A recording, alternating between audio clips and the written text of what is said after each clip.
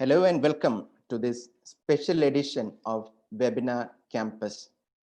Today's topic is Basic and Advanced Cardiac Arrest Life Support Guidelines. This webinar is conducted in association with IIEMS, that is Indian Institute of Emergency Medical Services. They are a training center for BLS, ACLS programs affiliated to American Heart Association. This is the website of IIEMS.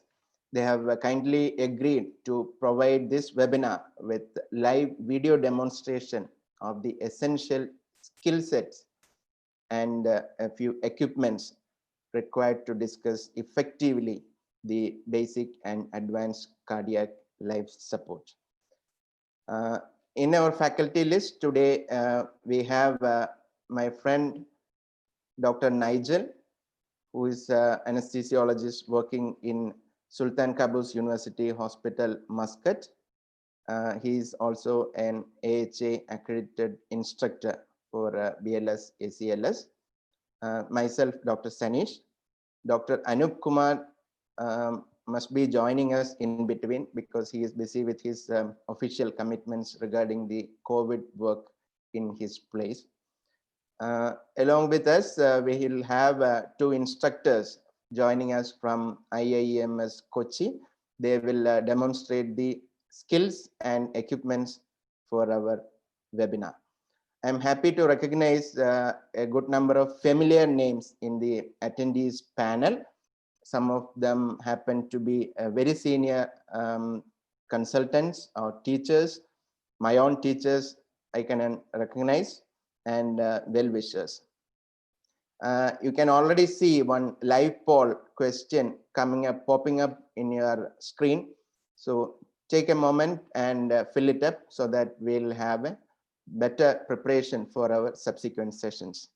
But this is for you also, because throughout this webinar, we will be popping up questions and taking your response through this live poll option in Zoom webinar.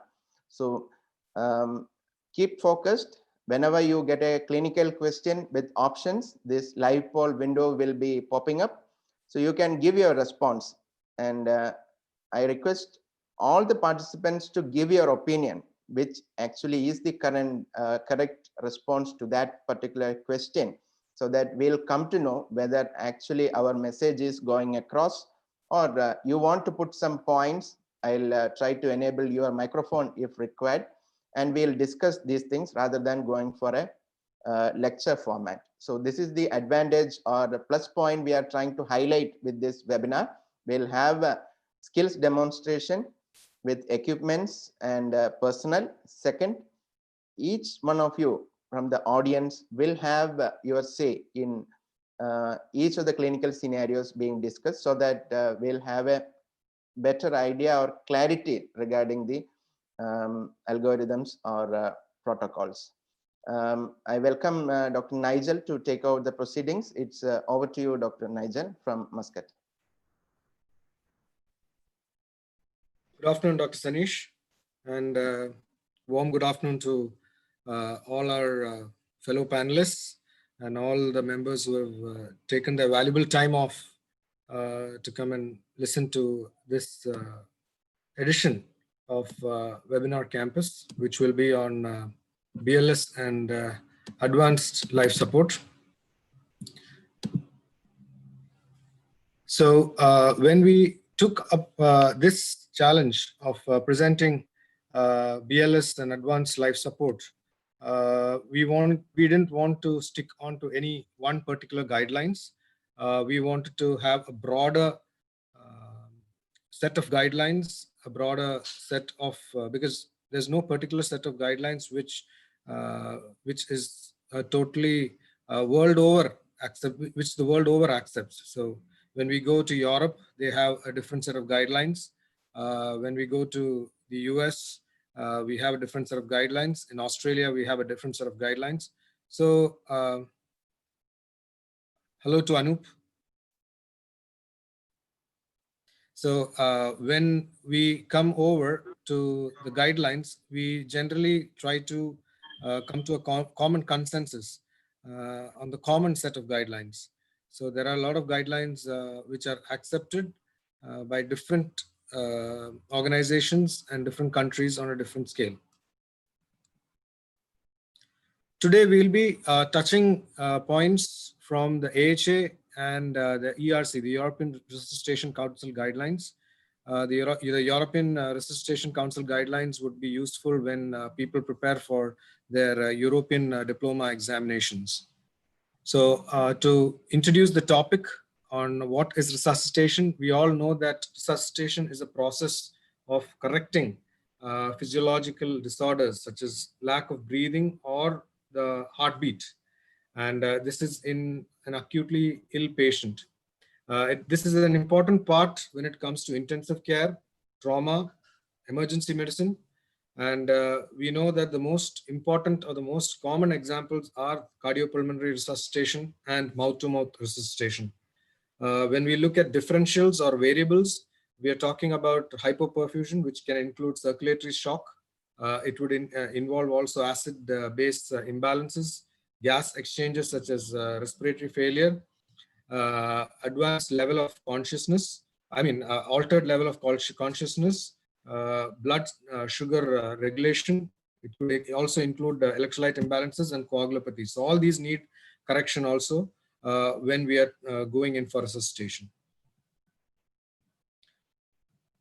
So some of the guidelines that these resuscitation councils set up.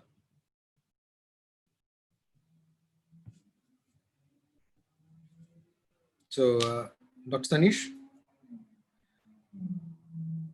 Okay, so this is the first poll question. This is basically intended to know your background information, how far our audience is updated regarding the latest guidelines for cardiopulmonary resuscitation.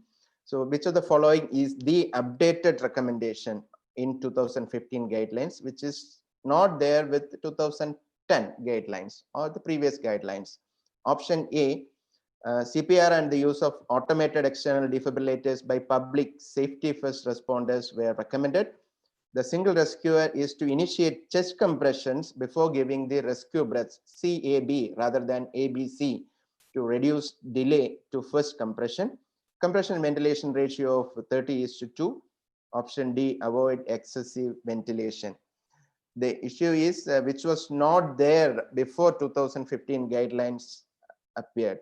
Actually, all the resuscitation council had the latest recommendations starting from 2015. Okay, almost simultaneously they have revised their guidelines. Only minor points they disagree between the resuscitation councils. So only 42% people have voted. I think I encourage all of you, please take a moment and choose your option so that we can formulate the remaining part of the discussion depending on your response.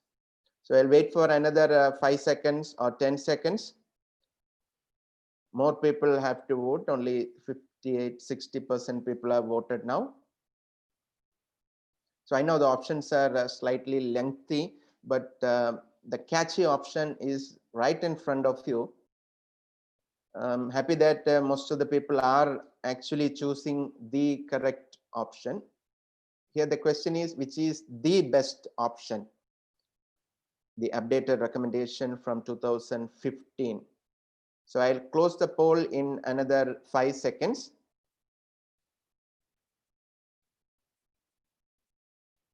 Yes. Okay, fine. So these are the results for you. So option A was 27% people answered, like the CPR and use of AED were recommended in 2015. Actually, that was right there in 2010 recommendations as well. So nothing new with regard to AED actually. Option C, luckily only 9% people have opted. Compression ventilation ratio has been 30:2 even before that. Avoid excessive ventilation holds good even in the prior recommendations. The major change in 2015 came as the sequence change from CAB rather than ABC. So there is more emphasis on chest compressions now. So they have found that people are actually wasting time trying to manipulate the airway, keep the airway opening, because airway opening skill requires a little bit of training. So this emphasis on chest compression, taking the ABC pattern to CAB is the right answer. Nigel, you can proceed. So 57% people have answered correctly. Yes, we can go ahead.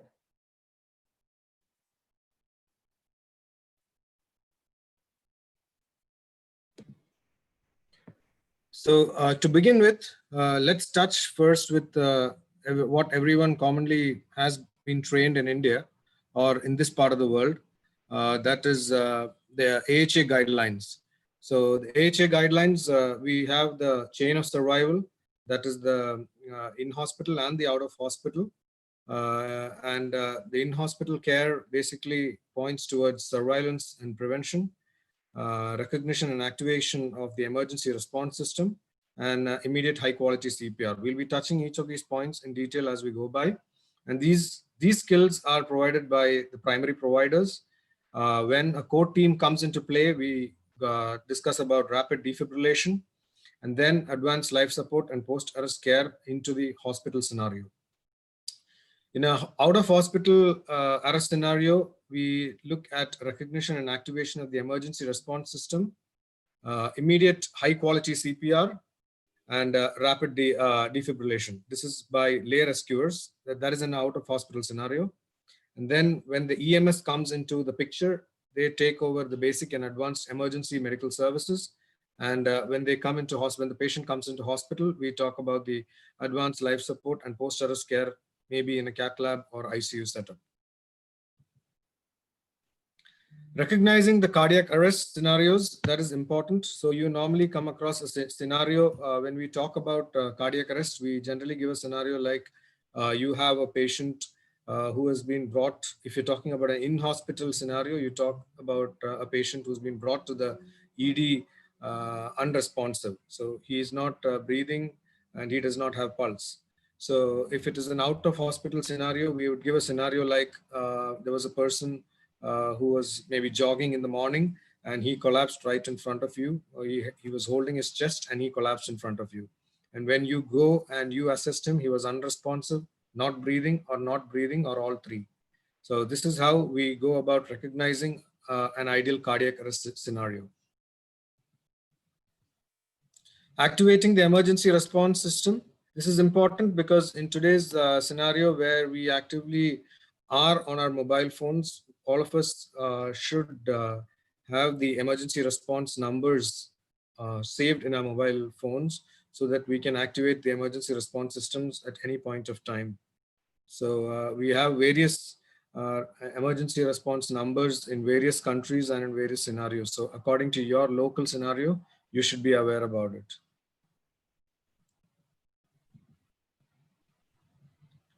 Chest compressions, we have already discussed about it in the intro, that it forms a very important part of resuscitation guidelines. So we'll again get more into the details of chest compressions when we actually see the live module and the live video as well. There are certain points which you need to keep in mind with chest compressions. So remember that when you start chest compressions, the victim should lie on a hard surface and should be supine. And remember, the grip or your hand position should be at the center of the chest and at the lower part of the breastbone. Push hard and push fast. So push hard and push fast is important. Remember that the rate is about 100 to 120 compressions per minute. And the rate has been mentioned about 100 to 120 because beyond 120, your quality of compressions also reduce. We position our hands for chest compression on the lower half of the sternum. The chest compressions should be at a depth of at least 2 inches or 5 centimeters. So many organizations and many hospitals, they actually have feedback devices which you can connect to your mannequins during practice sessions. And this actually gives you a feedback of whether the chest compressions are adequate, whether your chest compressions are going up to a depth of at least 2 inches or 5 centimeters. And another important thing is to allow chest wall recoil during chest compression so that we can initiate circulation. We should minimize interruptions during chest compressions. This is important. And avoid excessive ventilation, because excessive ventilation can again trigger regurgitation and other issues, which we will also touch as we go by.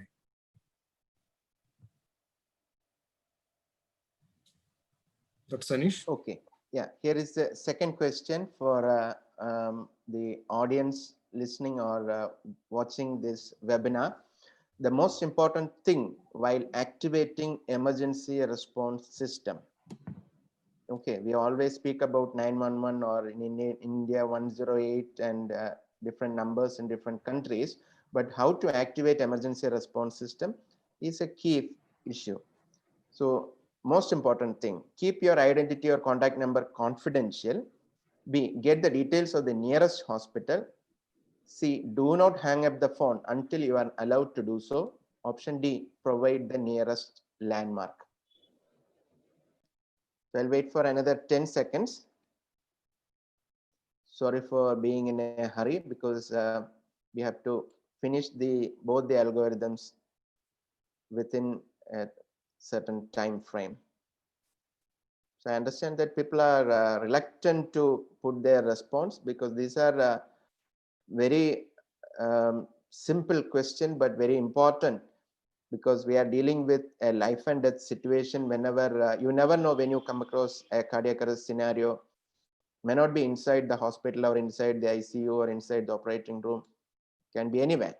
Okay, so that time you should be thorough, at least as a healthcare professional, how to activate the emergency response system.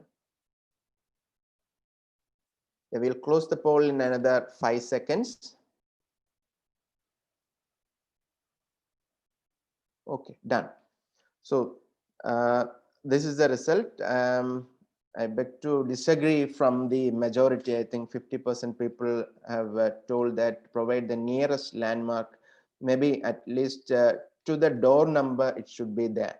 Okay, so the ambulance should not be hanging around to the nearest shopping mall or post office or apartment. It should be including the door number, because the facility, basically we are asking for an AED and emergency response personnel to come and take over the resuscitation so that the victim will have the maximal chance of getting resuscitated.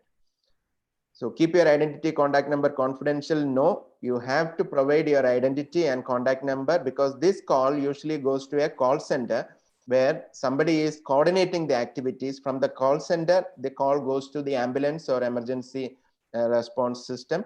So we have to tell what is the problem, where exactly is the problem, what is it that I need, because one person collapsing in the bus stop is totally different from a bus and a car colliding with maybe 12 or 20 victims. So unless you give these details, the call center will not be able to provide the required support. So in case they need any more clarifications, they should be able to call you back. In this era where most of the people carry their own mobile phones, you should be happy to give your contact details so that the call center can do a more meaningful and useful job for the victim or victims. So nearest hospital details is not that what we require, because that the call center people, they will take care. So ideally you should be giving the details of what happened. One elderly man collapsing in the bus stop, or two buses or two vehicles collapsing, colliding, or a fire injury. Those things we have to give in detail. And third one is most important: do not hang up the phone until you are allowed to do so.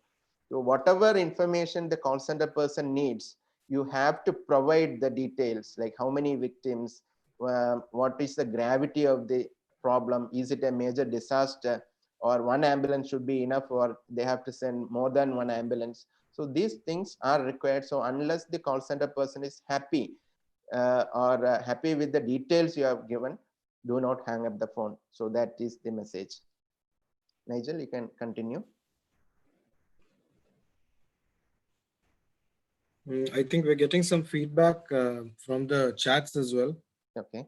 So I just request you to just go through them as well. Yeah, answer window, the poll is blocking the question. That is true, but you can always take the window and take to the side. So just click on the top header panel and then take it to the side. So foreseeing that, actually I am reading out the questions with options. Actually, I should not be prompting while you are answering, but for the convenience of the webinar, I am doing so. Otherwise, the best thing is probably put the poll and keep silent for 20 seconds, 30 seconds like that. Okay, so the answer was C. Do not hang up the phone until you are allowed to do so. Okay. You have to give your identity and contact number. So your job is not to get the details of the nearest hospital or the facility. Nearest landmark is not enough until the door number is enough, is required for actually activating the emergency response system meaningfully. So the option C is the right answer. Yes, we can proceed.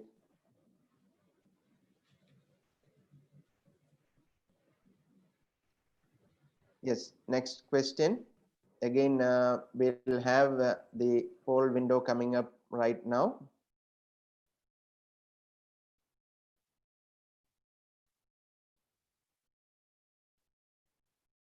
Yes. Pick out the false statement regarding the chest compressions in effective CPR. Push hard and fast. Perform chest compressions at a rate of 100 to 120 per minute. Compress to a depth of at least 2 inches or 5 centimeter. Option D, provide excessive ventilation.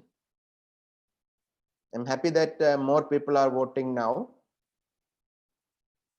So the remaining people also can join the answering mode, because the more you answer, more we can discuss.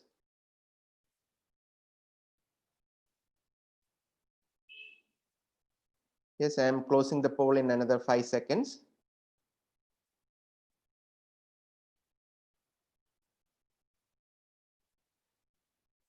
Yes, I think we have explained the point very well. These are the buzzwords with regard to chest compressions in effective CPR.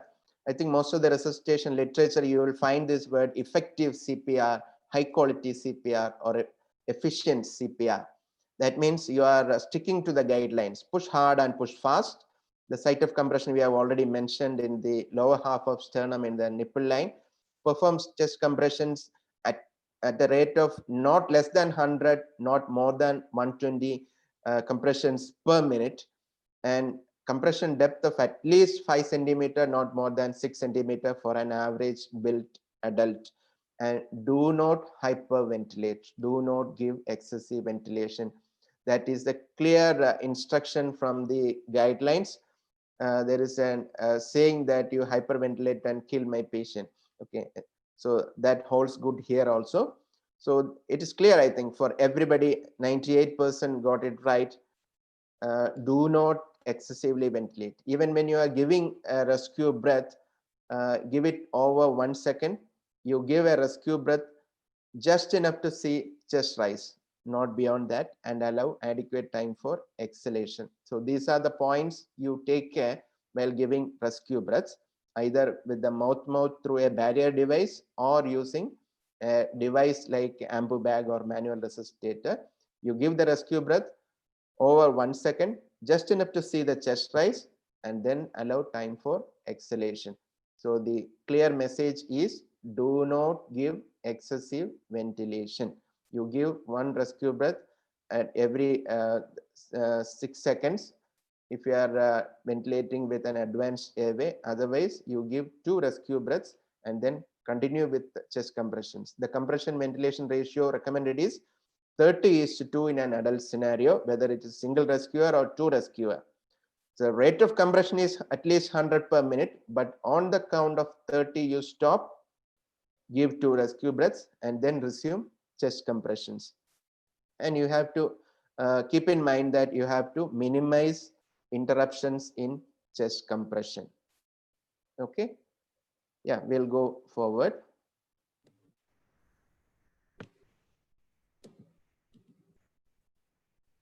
Yes, here's the next question. Your poll window is appearing before you now. You can keep it on the side. Pick out the false statement regarding rescue breaths in effective CPR. Option A, give 2 rescue breaths. Option B, each rescue breath over 1 second. C, give just enough volume to produce visible chest rise.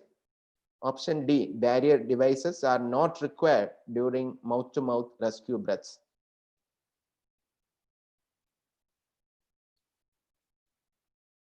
Now our audience number is also creeping up, and the people responding to our polls is also going up. Focus on these 4 options and pick out the false statement. Meanwhile, if you have any query, we'll address in chat box.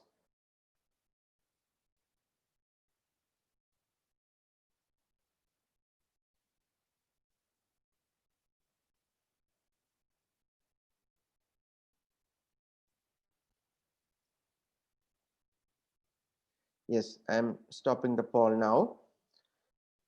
So you can see for yourself the results, how the audience responds. Give 2 rescue breaths, it's okay. Each rescue breath over 1 second, I just explained. Give just enough volume to produce a visible chest rise, that's also a true response. And option D, barrier devices are not required or recommended during mouth-to-mouth rescue breaths is not applicable, especially in this COVID era and even otherwise. At least you can at least use a handkerchief, and whenever possible, you have to use barrier devices for mouth-to-mouth rescue breaths. Clear? Yes, we'll proceed.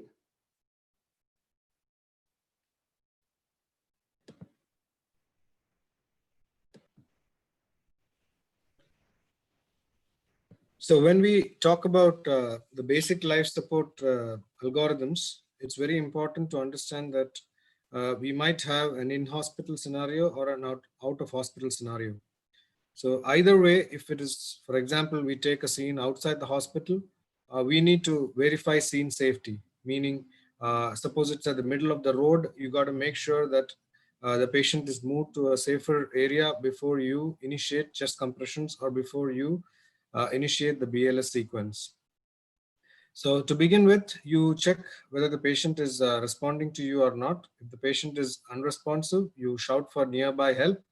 The best thing to do would be to get help, activate the emergency response system via a mobile device, as we already discussed. And at the earliest, we should have an AED or emergency equipments with us. So we need to activate the emergency response system for that. The next thing that we need to do is you check for breathing and pulse within 10 seconds. So both are done simultaneously now as per the new guidelines. So you check for the pulse and breathing simultaneously. And if there is no pulse or no breathing, you have to, again, follow up with the emergency response system. If the patient has normal breathing and has pulse, you just monitor until the emergency responders arrive. And as we already mentioned, providing rescue breaths for patients who have agonal gasps or not normal breathing but has pulse. So the rescue breathing that we give is about a breath every 5 to 6 seconds or about 10 to 12 breaths per minute. And we basically follow up on the emergency response system again. If no pulse, then we go into the CPR section or CPR box.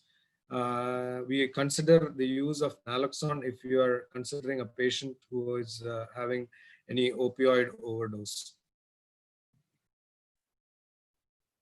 So this is the same thing. So when we talk about CPR, as will be demonstrated by our IIMS team today. We begin cycles of 30 compressions and 2 breaths, and we use the AED as soon as it's available. And our emergency response team, when they arrive, they would actually come with an AED. And once you connect the AED, we'll even discuss about how to use the AED today. So once the AED arrives, you check whether this is a shockable rhythm or not. And if it is shockable, you give a shock and then resume CPR for 2 minutes.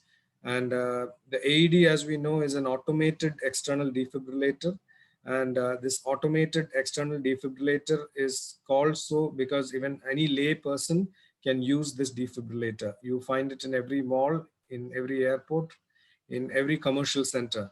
So basically, when you switch it on, it will tell you what to do.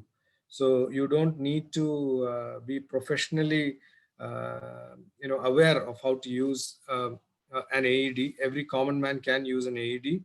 So it will tell you when it is ready for the next shock and to stay away from the patient before the next shock.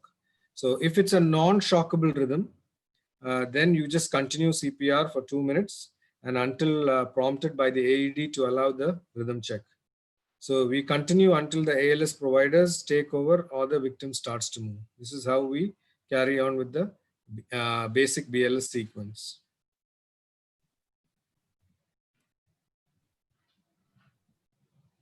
So once again, highlighting the compression rate would be about 100 to 120. Like I already told you, a higher rate, that is more than 120, would obviously compromise the quality of chest compressions.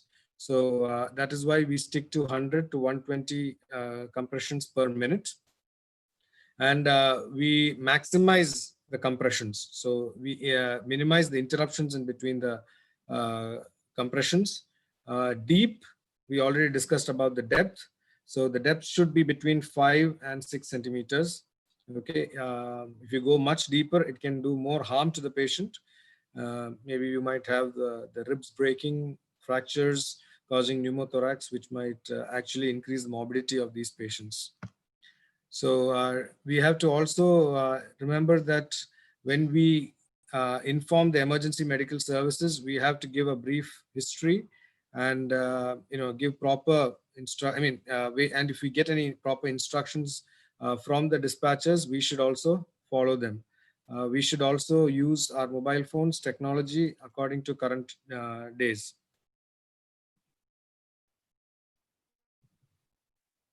So this is what I was talking about. That is the AED. You'll find this device in many commercial centers, even in the airports, in the malls. So as the name suggests, automated external defibrillator. It is automated, it is external, and it's a defibrillator. It can be used by a common man. So as you see on the top left image, you can see an image of an AED with the pads. So there's a green button, there's an orange button. So the first step always in the AED usage, and in many exams you might have this question as well: what is the first step while using an automated external defibrillator? So remember that the first step is to power on the AED. So to power on the AED is to switch on the green button. There's one next to that. So the meaning of one is that's the first step. So you power on the AED and the AED gives you instructions what to do. So the AED will obviously give you instructions to attach the electrode pads, and it would also tell you to connect the pads connector into the blinking light. There would be a blinking light in the top left corner. If you see, there's a small opening into which the connector goes in. So that step comes along with attaching the electrode pads. And once you connect this and once you attach the pads, the AED will analyze the rhythm, and it will tell you whether it is shockable or not. And if it is shockable, we have to clear the victim and press the shock button, which is down, the orange button that you see. And the AED would obviously tell you, press the orange button now. So it charges adequately, and then we can deliver the required shock to the patient. Okay, before proceeding, I think some of our participants wants to add some comments. Dr. Muthu Rama Subramaniam, your mic is enabled. You can introduce yourself and put the query or comment. So I'm Dr. Muthu. Yeah. Good afternoon. Good afternoon, sir. Yeah. So the question is, before giving shock, should we remove other say like pulse oximeter probe, everything in hospital arrest? Will the current goes to the, will it damages the other other apparatus? Okay. We'll address that. Later. Right now, we'll be discussing only the basic life support. We'll have the skills demonstration. Then we'll go to advanced cardiac life support, definitely. But as long as your cables are not going into the path, you need not disconnect these devices because that actually consumes more time. Right now, we are speaking only about automated external defibrillator. We'll come to defibrillation a little later. Okay. Okay. Thank you. Fine. Thank you. Dr. Swapna, you want to add any comments? Sir, just wanted to ask you, if someone collapses in front of us, we can do, start CPR first or do the go and call first? And sometimes we don't know when the patient had collapsed. We just see a patient is already collapsed. So is there any difference in both the scenarios? Fine. Anyway, during the skills demonstration, we will be demonstrating how, as a single rescuer, you respond to a cardiac arrest scenario. And if there are two persons, okay, one can take care of the patient and or victim, and the other person can activate the emergency response system. So that's the sequence. So there should not be confusion. First is recognition of cardiac arrest after making sure the scene is safe. Okay. Once you realize that patient is unresponsive, not breathing, not moving, by that time you activate emergency response system or call for help. If somebody is around, you ask somebody to call the number 108 or 911 or whatever. Meanwhile, you start chest compressions. Okay, so that's the sequence we'll demonstrate. Okay, please wait with us. We'll proceed to the next question. Okay, this is regarding AED. Your poll window is appearing before you. The name AED stands for option A, Advanced Electrical Defibrillator, B, Automated Electric Device, C, Automated External Defibrillator, D, Advanced External Defibrillator. Yes, it should not take much time. Another 10 seconds, so we'll close the poll. We'll be happy if all the attendees, all the 100% of people answer our poll questions, because we have taken extra time to prepare these questions and make this interactive kind of webinar so that everybody will be connected to the topic. You will be involved and your response will be shared. Anyway, the response, your anonymity is maintained. It's only about how many number of people opted for A, B, C, or D. Okay, I'm closing the poll. Fine. Happy that 97% of participants opted for the right answer, automated external defibrillator. I think only few, 4 people had some confusion regarding the abbreviation. So after attending this program, you should be very clear whenever somebody says AED, it is automated external defibrillator. Okay. As Dr. Nigel said, it's going to be available in all the public places. Even in Kerala, it's available. I think most of the airports, shopping malls, railway stations, it is available. And whenever you go to such places, have a look around and find where exactly you can find this. Okay, that is also important. As a healthcare professional, whenever there is a cardiac arrest scenario in any public place, you should be able to give an extra help to the victim by knowing all these things. Whenever you are familiar with AED, you will definitely look around and find from where you can get when you are doing a shopping or you are in an airport. And when that equipment comes, even a lay person can use, as we'll demonstrate now, because it keeps on giving you instructions. But as a healthcare professional, you should be more confident using this equipment. Okay. Yeah, Nigel, you can proceed. There are some more questions. Yeah. So now, since we're talking about the AED, we will not talk about the paddles right now. Yeah. Right, we'll talk about that later. During advanced life support, we'll discuss that. And whether we have to press the button to deliver shock or AED automatically. So we, like I was telling you in that image earlier, Yes. there is a green button to switch on, and once you switch on and you connect the connector into that opening of the AED, it will tell you how to go about giving the shock. Basically, it analyzes the rhythm, and if it's a shockable rhythm, the machine automatically will tell you to press the orange button now, and the orange button will start blinking. There will be a light in that orange button which will start blinking, and that is when you need to press that orange button to deliver the shock. Okay, actually that's the beauty of this equipment, because it keeps on giving you instructions, and to catch your attention, it will give you a blinking light or LED to know where exactly you have to concentrate. The procedure sequence is always what you have to do. The procedures are numbered 1, 2, 3, and some of the equipments they have written 1, 2, 3. So you go to 1, press the button, power on attached leads and press, then it will give a keep on instruction where to put the electrodes.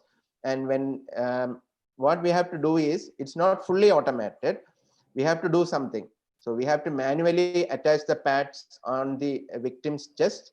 You should know where to attach. That also is printed on the pads.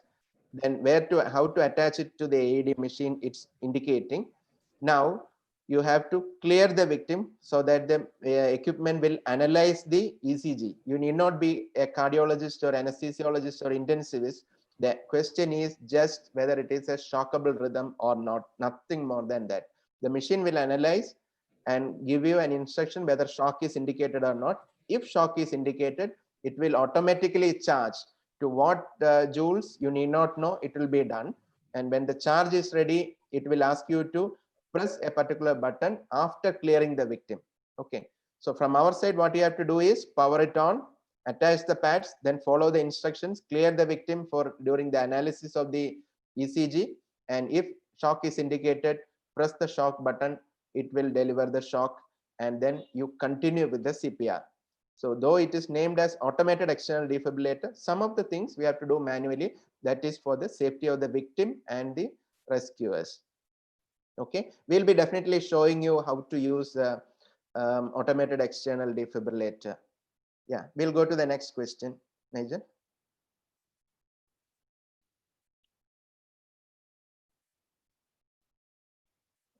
Okay. So the poll window appears before you now. Rescuer should continue CPR until option A, an AED arrives and it's ready for use. Option B, EMS providers, that is emergency response system providers, take over the care of victim. Option C, the victim starts to move. Option D, any of the above. This is a common doubt. We know when there is a cardiac arrest like scenario, you have to start CPR. But how long to do CPR is a practical question. Yeah, another 10 seconds. Shall we wind up the poll?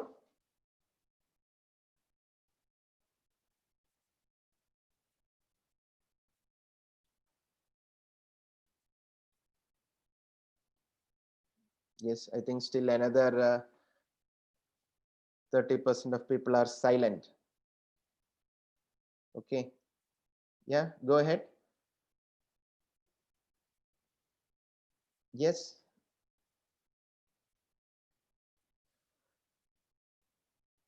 Okay, fine. So I am ending the poll. Nigel? Yeah. Yes. So option D was the favorite choice. Any of the above. I think if there are many residents, they have the knack of going for this all of the above, none of the above choices. But actually, as a matter of fact, option D is the right answer, because we continue CPR lay rescue CPR until the EMS providers take over, AED arrives and it's ready for use, or the best case scenario, the victim starts to move. Until that, you continue CPR sequences. So the option D is the right answer. So if the victim starts to move, actually your plan of action changes. You have to keep on observing the patient or the victim until the EMS or emergency response team comes and take him to a healthcare facility. Okay, you can't take things for granted just because he started to move. I can leave him and go continue with my shopping. No, you have to keep on monitoring the victim until the EMS providers take him through ambulance into the nearest healthcare facility. Any doubts you can put in the chat? Yeah, definitely we'll be demonstrating the AED skills and how things are done with AED. Okay, yeah, we'll go to the next.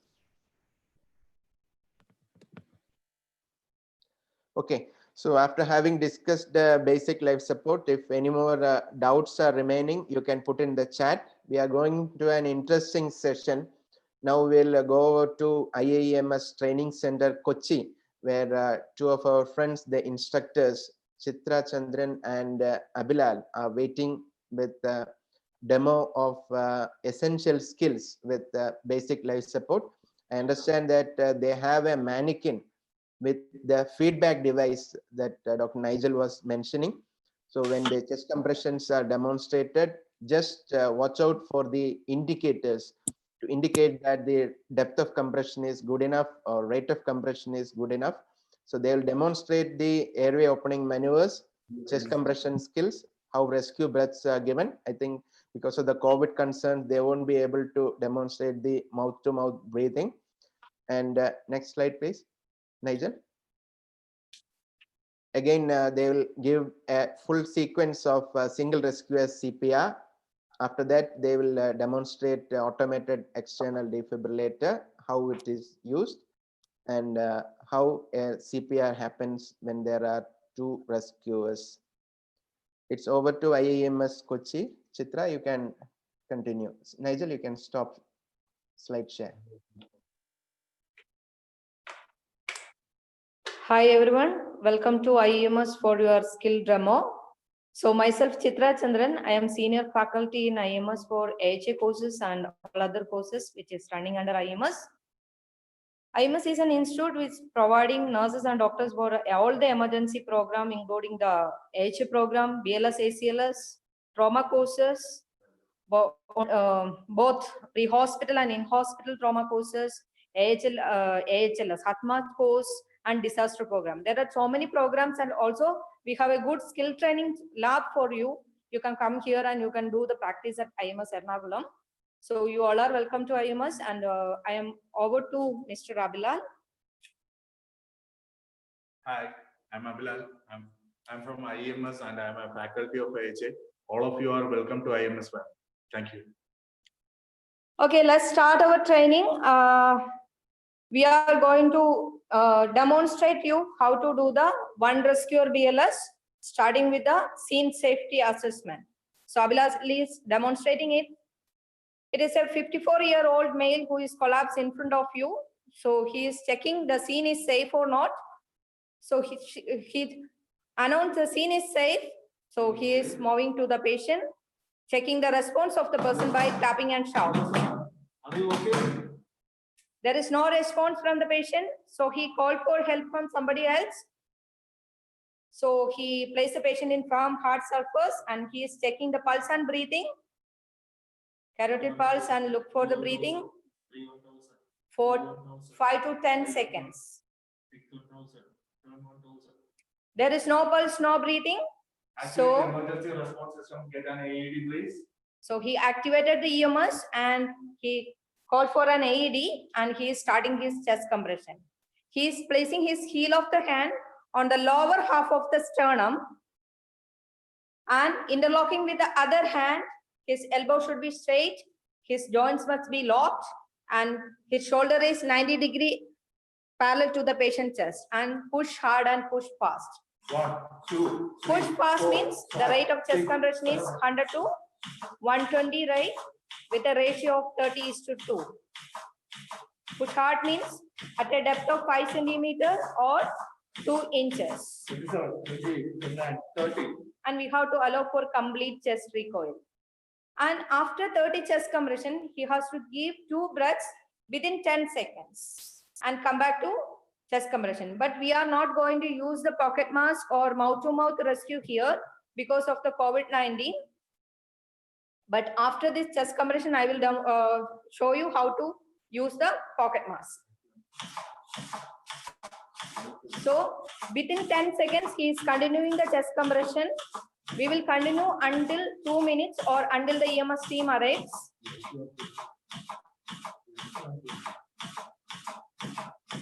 And there is a feedback device. We can use the feedback device or we can use the feedback mannequin for our training. And here, if the rate of chest compression is too fast, we can see the light is, the yellow light is blinking. If the light is too slow, there may not be any light or there may be a red light may be there. So it is same in feedback device which we are using in hospitals. While we are giving chest compression, it will give us the evidence of whether our chest compression is effective or not. In hospital, we can either use the feedback device or we can use a ETCO2 monitor device if the patient is intubated. But in pre-hospital, there is no need. We have to just follow the guidelines. And this is a pocket mask which we are going to use for our mouth-to-mouth rescue breath. It has a pointed tip and a broad portion. This pointed tip and there is a one-way valve is there. And this pointed tip should be towards the patient nasal bridge as a guide. Place it, and we have to form a C with your fingers and place over the mask and firmly connect it to the patient face. With the other hand, thumb should be placed over the mask and the 3 fingers on the patient's chin board and do the head tilt and chin lift.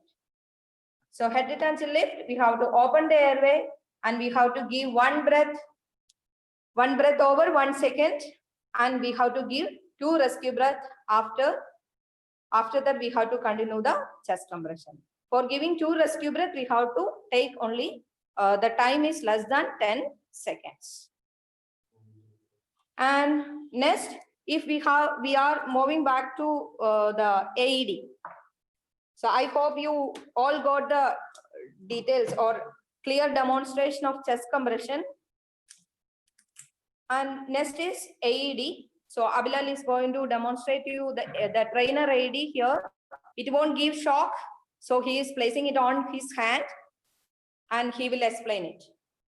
Hi all, this is the AED.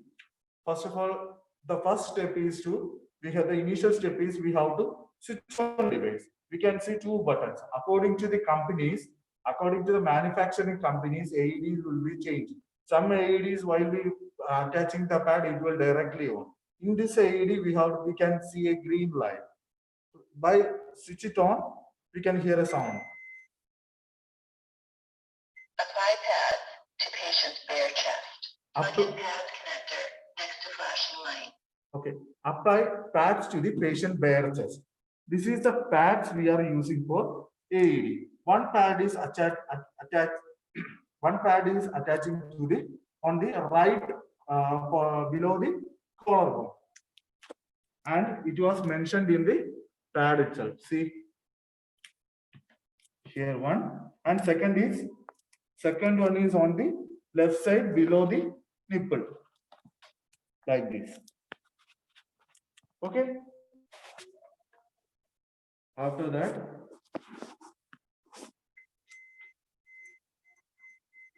apply pad to patient's bare chest. Plug in pad connector next to flashing light. Flashing light. This is the flashing light. So we are going to attach this one. Analyzing heart rhythm. Analyzing heart rhythm. Do not touch the patient. Do touch the patient. Shock advised. Shock advice. Charging. Charging. Stay clear of patient. Stay clear. Make sure that nobody is touching the patient. Deliver shock now. Deliver The shock orange button now. We have to press the orange button. Shock delivered. Shock delivered. Begin CPR. Begin CPR. Nowadays, some AED machines are there. We don't have to press the shock button. The machine itself will give the shock. Okay, thank you. So while we are using AED, once you on the AED, you have to keep the AED on, and we have to place the AED according to our convenience. So for example, if I am going to use the AED, I have to place the AED on for my convenience. So I have to place it near to me. Usually the textbook says that we have to place the AED between the head and the shoulder of the patient. And there is another thing is when we have to firmly place the AED parts. So AED parts must be firmly attached to the patient's chest. And in some condition there we can't attach the parts properly. Like if the hairy chest is there, like in males, if excessive hairs are there, we have to either use a eraser or shaving set, or you have to use a pad and we have to remove the pad very forcefully, and we can remove the excessive hair, and we have to attach a new one. And the next is if there is an implanted pacemaker or any defibrillator, implanted defibrillator is there, don't place it over it. We have to place it just below it. Or some AEDs, some patient may have medication patch may be there. So if there is a medication patch is there, you can remove it, wipe it with a tissue, and then we have to attach the pads. And again, if excessive water in the patient's chest, we have to wipe it the water from the chest, and we have to attach the pads. And the last one is if someone is submerged in water, we have to take the patient out from the water and we can use it. That means AED can be used in any patients. We can use the AED, but the part placement may be different. That's the only thing. And we have to take care of that. And next is if we have two persons are there, along with the AED, we may use a BVM or AMBU bag. Back mask device, it has a bag and mask. So we are going to demonstrate you how to use it. So be at the head end of the victim and place the narrow portion of the mask on the nasal bridge as a guide. Place the mask properly. Using CE clamp technique, we are going to fix the mask. So form the thumb and index finger, form a C, and then place 3 other fingers to form a E, and then you have to do the head tilt and the lift and give 1 breath over 1 second. And watch for the chest rise. I think you can see the chest is rising. So one person is doing BVM, then the next person, after 2 breaths, next person will continue the chest compression. So always remember, while you are doing chest compression, high quality chest compression, push hard and push fast, and minimize the interruption between chest compression less than 10 seconds. So, Sadiq sir. Okay, fine. Shall we demonstrate a full sequence of single rescuer CPR? Right, Yeah. From recognition of scene safety, recognition of cardiac arrest, and calling for help, because there was requests like that. Okay. One more time, Ablal will demonstrate the full sequence. I am not going to explain it, lest you can see. Okay. First of all, my scene is safe. Hello, sir. Hello, sir. Are you okay? She is not responding. Somebody please help, please. I'm going to check his pulse. 1 1000, 2 1000, 3 1000, 4 1000, 5 1000, 6 1000. He's not. His pulse is not palpable and he's not breathing. He's in cardiac arrest. Please initiate code blue or activate an emergency response system and get an AED. After that, I'm going to give CPR with my on the heel of my pants. 1, 2, 3, 4, 5, 6, 7, 8, 9, 10, 11, 12, 13, 14, 15, 16, 17, 18, 19, 20, 21, 22, 23, 24, 25, 26, 27, 28, 29, 30. After 30 compressions, we need to give 2 breaths. Due to the situation, we are not going to give breaths. Again, 1, 2, 3, 4, 5, 6, 7, 8, 9, 10. Okay, 15.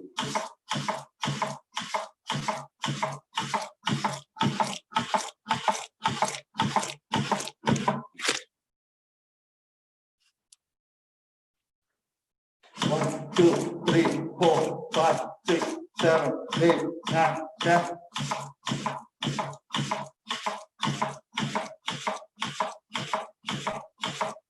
24, 25, 26, 27, 28, 29, 30.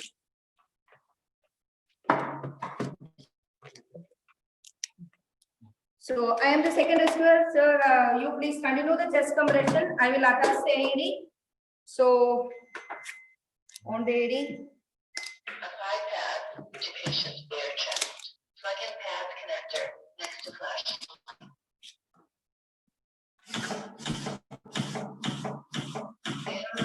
Clear? Clear? Everyone clear? Do not touch the patient. Don't touch the patient. So after this chest, I will give start the chest compression. Charging. Take clear of patient. All clear?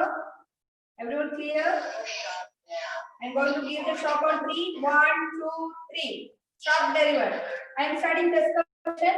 1, 2, 3, 4, 5, 6, 7, 8, 9, 10, 12, 13, 14, 15, 16, 17, 18, 19, 20, 21, 22, Okay, 23, fine. 24, 25, So 26, the next set of chest compression ventilation will continue for 5 cycles or 2 minutes.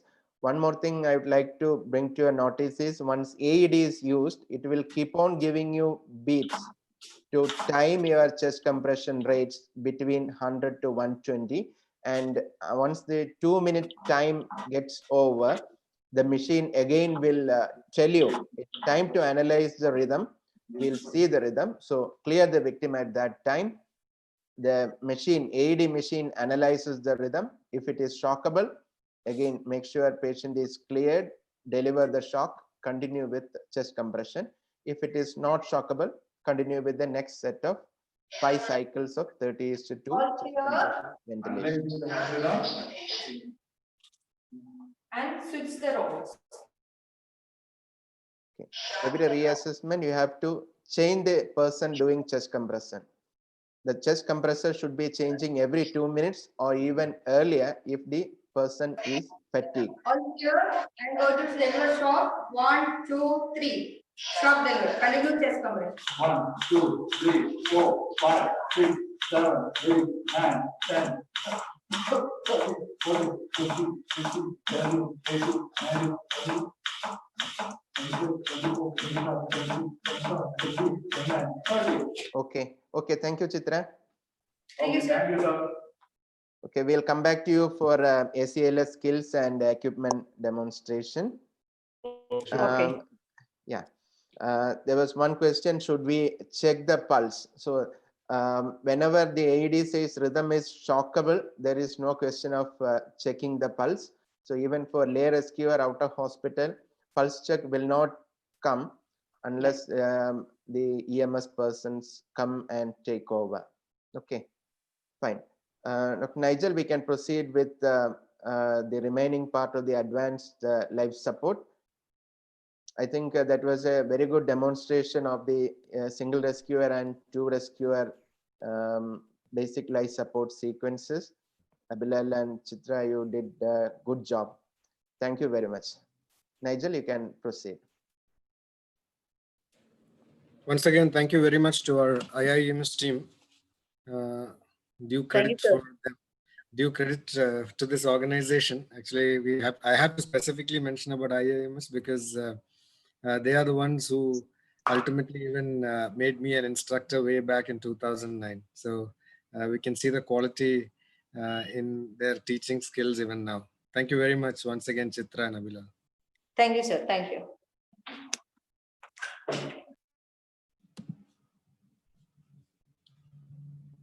So just now, like how we went through the entire BL sequence, the important things that we need to understand is that we find, I'll just run through once again about what you saw right now, what all of you saw.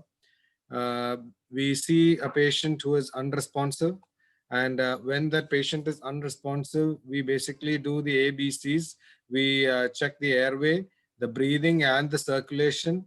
All the three we check, and we start CPR. Meanwhile, if it's an in-hospital scenario, we give oxygen and we attach the monitors and defibrillators. We assess the rhythms. If it's a shockable rhythm, that is the shockable rhythms like our VF and pulseless VT. We shock the patient with continuous CPR, and we monitor CPR quality as well. And the drug therapy will include epinephrine, amiodarone, and we also have to consider advanced airway, waveform capnography, and we treat the reversible causes. We'll come to each one of this as well as we go into the ACLS algorithm. Now, there are a few things that have been added in the new guidelines which we need to talk about. Vasopressin is out. We all know about these drugs. So vasopressin, basically, as we know, the clinical studies have shown that both vasopressin and epinephrine are effective in improving the chances of return of spontaneous circulation during a cardiac arrest. But the removal of vasopressin from the algorithms was basically due to the fact that there is no added advantage or benefit from administering both epinephrine and vasopressin as compared with administering epinephrine alone. So in order to simplify the algorithm, vasopressin was removed. Also, we need to just have an idea that vasopressin raises the blood pressure by inducing moderate vasoconstriction, and it has been shown to be sometimes even more effective than epinephrine in asystolic and asystole cardiac arrest. These are all controversial points of discussion. But anyways, epinephrine is more easily available. Epinephrine, most in the medical fraternity are most used to using epinephrine, and hence epinephrine was preferred over vasopressin. Also, the use of ultrasound for the ETT confirmation, the endotracheal tube confirmation, has been used as an additional method. But the routine methods, obviously the surest sign of endotracheal tube confirmation is with the waveform capnography, and we could even use auscultation of the chest. So if you can't shock, if non-shockable rhythms such as PEA, we know that they have pathophysiological origins, so it's reasonable to administer epinephrine to non-shockable rhythms. You will see that in the algorithm as well. So also we need to know that we use maximum FiO2 concentration during CPR. The recommendation was strengthened in the new guidelines, but once the patient attains ROSC, remember that we need to titrate the oxygen supply that we give to the patient. The use of extracorporeal membrane oxygenator is also a possible alternative to conventional CPR methodologies in patients with refractory cardiac arrest if the etiology is thought to be reversible. So once again, just to summarize, push hard, push fast, minimize interruptions in between the compressions, avoid excessive ventilation so as to avoid any regurgitation and aspiration. Every 2 minutes, the compressor is rotated to consider fatigue as a component. If we don't have an advanced airway like the endotracheal tube and intubation, we continue with the 30:2 compression ventilation ratio. Remember that waveform capnography that we attach to the monitors. So the ETCO2, if it is less than 10 mmHg, 10 millimeters mercury, we attempt to improve CPR quality.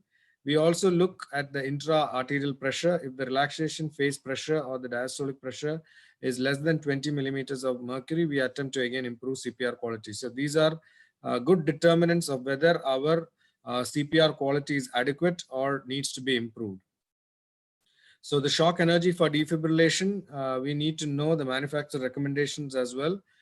So the initial dose of 120 to 200 joules. And if you don't know about the manufacturer recommendation, you can give your maximum available dose of shock. And the second and the subsequent doses of the shock should be equivalent, and higher doses may be also considered. Now, when we talk about advanced airway, we talk about intubations, endotracheal intubation, or using of a supraglottic airway device. We already mentioned about waveform capnography. And once the airway is in place, that if we have the endotracheal tube in place after intubating the patient, you can give 1 breath every 6 seconds or 10 breaths every minute with continuous chest compressions. We will be discussing about ROSC as well. So return of spontaneous circulation is very important. If you are going for BLS or ACLS testing, this is something that your instructors will be looking forward to hear the vocabulary of return of spontaneous circulation. That is when after the cardiac arrest, the patient gets back into a sinus rhythm, or there is a sign of life. So at that time, you need to check the pulse, the blood pressure, and even check about the EtCO2 as well, and if you are getting any arterial pressure waves. One important thing that most of the students, when they come for BLS and ACLS, they might have studied, but they forget or they fail to mention is about the reversible causes of pre-arrest or arrest. That is the 5 H's and 5 T's. When we go into the European Resuscitation Council guidelines, you will see how this 5 H's and 5 T's become 4 H's and 4 T's. Basically, in the reversible causes with AHA, you will see that there is hypovolemia, hypoxia, acidosis, the kalemias, that is hypo or hyper, and hypothermia. In the T's, you have tension pneumothorax, cardiac tamponade, toxins, pulmonary thrombosis, or coronary thrombosis. Basically, when you come to the European Resuscitation Council guidelines, they have combined the thrombosis as one. So you have 4 T's, and they don't mention about acidosis in the H's. So that's how they have 4 H's there. So once again, we focus on ABCs, also the D and the E's. So our target is to titrate oxygenation and target oxygen saturation of about 94 to 98%. We target end-tidal carbon dioxide of 30 to 40 millimeters mercury, and perfusion map of 65 millimeters mercury, and or it can be either with systolic BP of more than 90. Targeted temperature management, this is also very important in ROSC. You have to mention it to your instructors when you come for testing. So the targeted temperature monitoring, basically we know about how inducing hypothermia has caused improvement, is known to improve neurological outcomes in patients. So we basically target patients with ROSC who are comatose to lower their temperature to about 32 to 36 degrees. So using cold saline may not be beneficial, may cause harm, but you can use cold saline if you don't have the cooling blankets. When the patient has attained ROSC, we need to rule out any cardiac etiology. So we have to have a good, consultation with our cardiac team as well. Keep them on standby. Let them know that we have a potential patient who will be coming there as well. So obviously we ask for a 12-lead ECG also in these patients. And if there is an ST segment elevation or a cardiac etiology involved, we can involve our cardiac cath lab team as well. It's important to wait for at least 72 hours after arrest, after cooling, before obviously prognostication. Remember that we have many situations now where organ donation is being considered. So in patients who do not have obviously a ROSC-like situation, or they are brain dead, or there is a withdrawal of care, that is a DNR status for some patients, that is do not resuscitate in some patients, obviously we can consider organ donation in these patients. Now, this is basically our cardiac algorithm. So generally when we have a patient who's gone into cardiac arrest, we start the chest compression. So obviously we look at the ABCs as well. In all the patients, remember, we basically connect monitors. We attach, we get an IV access. So at the time of getting an IV access, we can send the blood for investigations and maybe do an ABG as well, and attach the monitors and defibrillator as well. So in this scenario that we're talking is basically most likely to be an in-hospital scenario. So basically we attach the monitors and the defibrillator, and in this scenario, we might most commonly encounter having the paddles as earlier that we discussed. So when we go back to the IIMS team to demonstrate this session to us, we will also discuss a few rhythms. So you need to know which are the shockable rhythms and which are the non-shockable rhythms, obviously. So remember that ventricular fibrillation and ventricular tachycardia, which is pulseless. So ventricular tachycardia can be with pulse and without pulse. So obviously it is important to check the pulse if you see the rhythm as a ventricular tachycardia. Obviously, if you have a patient with ventricular fibrillation, you wouldn't check the pulse because it is a pulseless rhythm. So that is the first thing. The non-shockable rhythms that we have are asystole and PEA. Asystole is basically normally that you see a flat line. But remember that when you see a flat line, you don't immediately jump into continuing with the flowchart algorithm there. You first make sure whether your electrodes are properly placed to confirm that it is an asystole. Sometimes the if one of the electrodes are improperly placed, it might actually mimic an asystole. Then you can also have something called as a PEA, pulseless electrical activity. Basically, you might have a rhythm showing on the screen, but there will be no pulse. So it's very important to identify pulseless electrical activity. Many students actually generally make mistakes here. That is, when they see a pulse, when they see a rhythm, so they don't actually check the pulse of the patient. So it's important to make sure that when you see a rhythm, you differentiate it between with a pulse and that it is not a pulseless electrical activity. So one more time, let me just go through this one more time. You start CPR, you give oxygen, you connect monitors, defibrillator, IV access, and bloods for investigation. Meanwhile, once you have the defibrillator, you check whether it is a shockable rhythm or not. And if it is a shockable rhythm, we go into the VF pulseless VT rhythm. And if it is not, you go into the asystole PEA rhythm. Now, to begin with, if it is VF or pulseless VT, like I told you, the mainstay of treatment for VF and pulseless VT is to shock. Okay, there is no excuse for that in a hospital scenario when you have a defibrillator.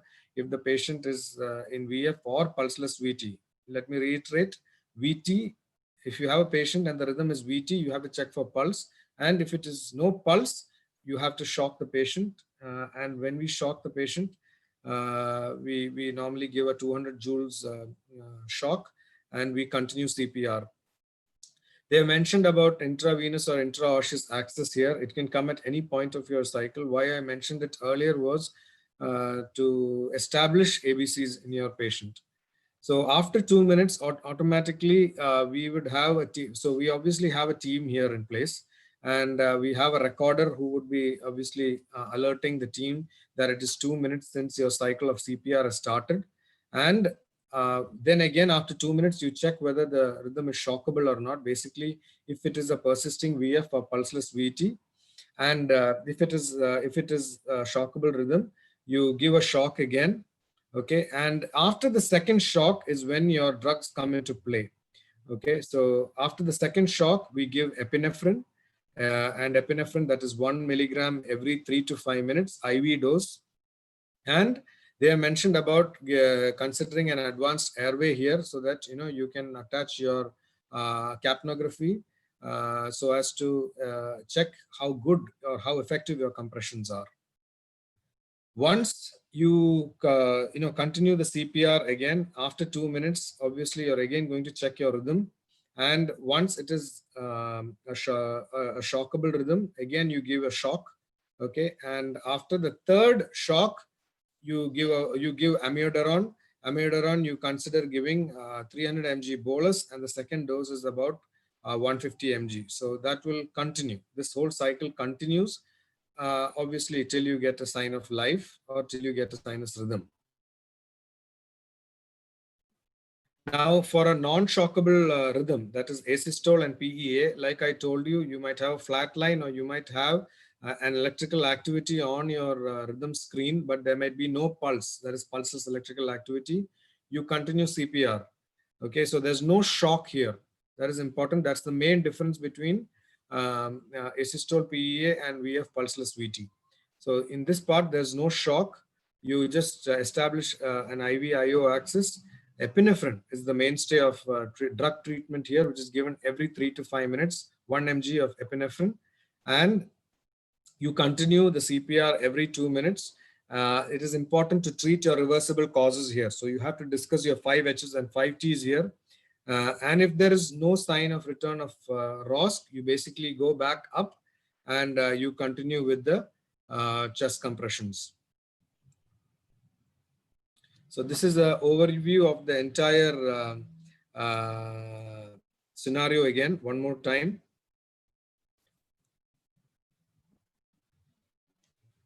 So I think we can go back to our IIMS team. Before that, Dr. Sanish, if you would like to add anything. Yeah, fine. We'll see how the ECG rhythms are shown during our regular ACLS training. They will show you a trainer defib where we have an ECG simulator attached to it. Of course, as healthcare workers, healthcare providers working in ICU, emergency or operating room, we should be familiar with the equipment called a defibrillator, whichever brand is available in your hospital, and how you carry out defibrillation, because that is something which is going to be the key factor when the rhythm is ventricular fibrillation or pulseless VT. Each minute you delay defibrillation, it's going to reduce the survival chance by almost 10%. Again, one more point I would like to highlight here is defibrillation is the immediate choice, but yes, it will take a few seconds for the defibrillator to be attached and charged fully, maybe for 200 joules in a cardiac arrest scenario for an adult patient. During that time, coronary perfusion is to be maintained, and the team has to will have to continue with chest compression CPR until the defibrillator is ready to shock. At that point, you stop, proceed with the defibrillation, and immediately resume CPR. No point in looking at the monitor to see the effect. Defibrillation effect you are going to assess only after backing it up with 5 cycles of 30:2 chest compression ventilation or 2 minutes of CPR.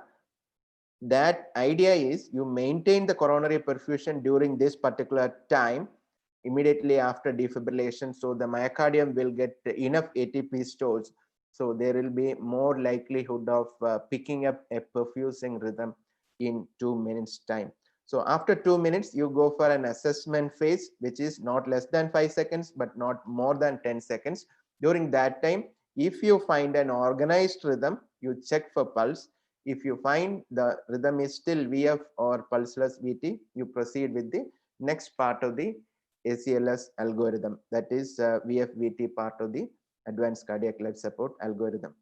Meanwhile, the team will have to consider all the possibilities of 5Hs and 5Ts that AHA describes, so that if it is a correctable cause like hypovolemia or hyperkalemia, hypoxia, acidosis, you correct it so that your defibrillation will get a maximum chance of reviving your victim. So we'll go to IIMS Center again for the skills demonstration. Nigel, you can stop the screen share. Chitra, you can take over. Yeah. Okay, thank you, sir. We are moving to defibrillator. So I will show you my defibrillator. It is advanced defibrillator simulator. It is not an original one, but it has a function of almost all the functions of the original defibrillator. So in this defibrillator, all the original functions are there. So first, if you are going to use the defibrillator, we have to remember what are the functions of defibrillator. Defibrillator we can use for defibrillation of shock, or some defibrillator is having a pacemaker function. Also, we will use it for synchronized cardioversion in the tachyarrhythmia cases.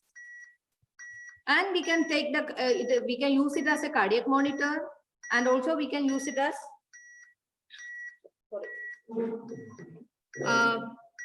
we can take it as a Holter monitor, other than the defibrillator function. So whenever it is an electronic device, our first responsibility is to connect to the electric device, and we have to on it. So there may be on button. It is a press button here, but in different defibrillator, the button may be different. So first we have to on it. And the next is, you can see, it is lead or AED. Newer version of defibrillator have a capacity of AED, because if we don't know whether it is a shockable rhythm or non-shockable rhythm, we can change to AED mode and we can use it. So that is a lead. Usually we are taking lead 2 for attaching the leads. So, and next is the size. You can see in the panel, next, the size we are using to analyze the rhythm, like especially in cardiac arrest. Sometimes asystole and VF, fine VF, maybe we may mistaken it as asystole. So differentiate between fine VF and asystole. We are using the size button to increase the ECG lead size. Also, we need to read the ECG. We may use to increase the lead size. We are using the size button. And the next button is energy. We can select the energy. In my defibrillator, there is an upward and downward arrow is there. We can increase and decrease the energy joules. Usually we will take 200 to 360 joules energy for giving shock. And next is the charge button. Okay. Below that energy, or in a defibrillator, there is a charge button is there. That is, we can either charge the defibrillator on the machine, or there is another button in the paddles. If we are using paddles, and we can use the charge button that is present in the paddles also. And if you are using pads, the defibrillator pads, we have to deliver the energy within this shock button. Usually if we are using the paddles itself, we have a delivery button. I will show you paddles and pads later. And here next is the sync. That is a synchronized cardioversion button. If there is a tachyarrhythmias, we are using it. And below that there is a pacemaker. That is pacer, transcutaneous pacing. We are using the pacer. That we can set the rate and the current and all those things. And there may be ECG rhythm stick. If you want to take the rhythm stick, there may be another buttons may be there. Okay. The switches may be different in different defibrillator. You have to familiarize with whichever defibrillator is available in your premises, in your hospital. So this is my defibrillator. And so next is the defibrillator pads. Nowadays we are advised to use the defibrillator pads, because defibrillator pads is safe to use. And second thing is, it will time saving. And third one is, it is easy to use also. So the placement is same. We should place it on the right, below the right clavicle. Firmly attach one paddle, and below the nipple line, we will attach the second paddle. Pads, not paddle, sorry, pads. And if we are not using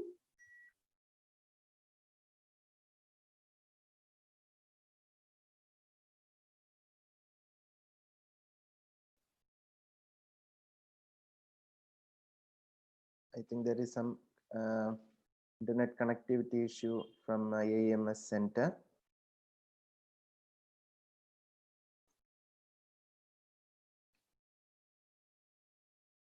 So we'll go back to demonstration little later. Nigel? Dr. Nigel? Yes, yes. We'll give one or two scenarios. We'll discuss some questions. By that time, they'll sort out the internet connectivity issue. You can Okay. share the slides.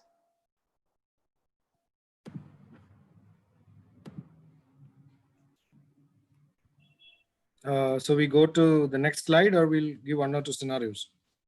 Yeah, we'll discuss one or two scenarios. By that time, they should be back.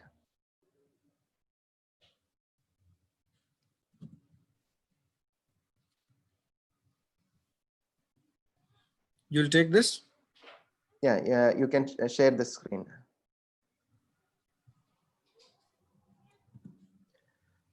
So Just a our minute.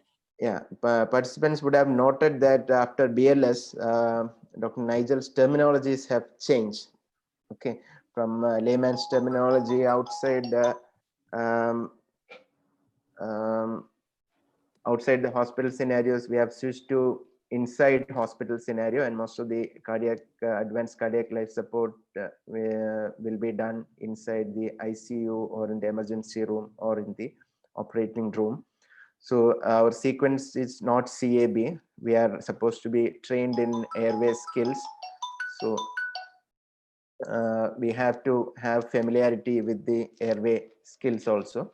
Especially in all the hospital, there should be a resuscitation team ready to take the scenarios. We'll discuss a few scenarios. Meanwhile, we'll address a few scenarios. We'll try to make a discussion out of it. So this is the first question. Yeah, patient is in cardiac arrest. Ventricular fibrillation has been refractory to second shock. Which drug should be administered first?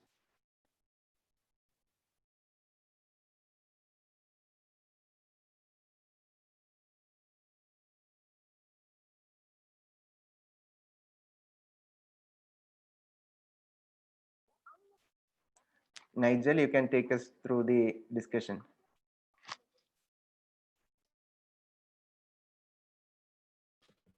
Yeah, so this is the scenario wherein the patient is in cardiac arrest. Ventricular fibrillation has been secondary to a second shock, and which drug should be administered first. So it's very important to know that in the ACLS algorithms, we're basically talking about two main drugs. Yes, so many of the people are going with choice B, that is epinephrine 1 milligram. Okay, so epinephrine is the pharmacological option when you are discussing about the ventricular fibrillation limb, VFVT limb of the ACLS algorithm. The question was which drug should be administered first. Okay, in the option, I think it's clear to almost 80% that it is the epinephrine 1 milligram IV. And if you have any problem with securing intravenous access, the very next option is intraosseous. Okay, clear? If there is any difficulty with IV access, next option is intraosseous. And from the time we start epinephrine 1 milligram bolus, it should be repeated every 3 to 5 minutes throughout your ACLS sequence. Okay, so after the first shock, you try to secure an IV access. Get ready, keep and loaded epinephrine 1 milligram. And I think some institutions we have pre-filled epinephrine syringes for resuscitation. I think Nigel, in your institution in Muscat, we have these pre-filled epinephrine, right? Okay. Yes, yes, very much. Yeah. We have the pre-filled epinephrine. Okay, so after the second defibrillation, during chest compression, you can administer epinephrine 1 milligram bolus and maybe chase it up with another 10 ml of normal saline. Okay, fine. So, we'll go to IIMS again. I think they are ready with it. Chitra, you are ready? Yeah, yes, sir. Okay. So sorry for the interruption. We can stop the screen share. We'll continue with the skills demo and come back. Yeah, you can proceed, Chitra. Okay, thank you, sir.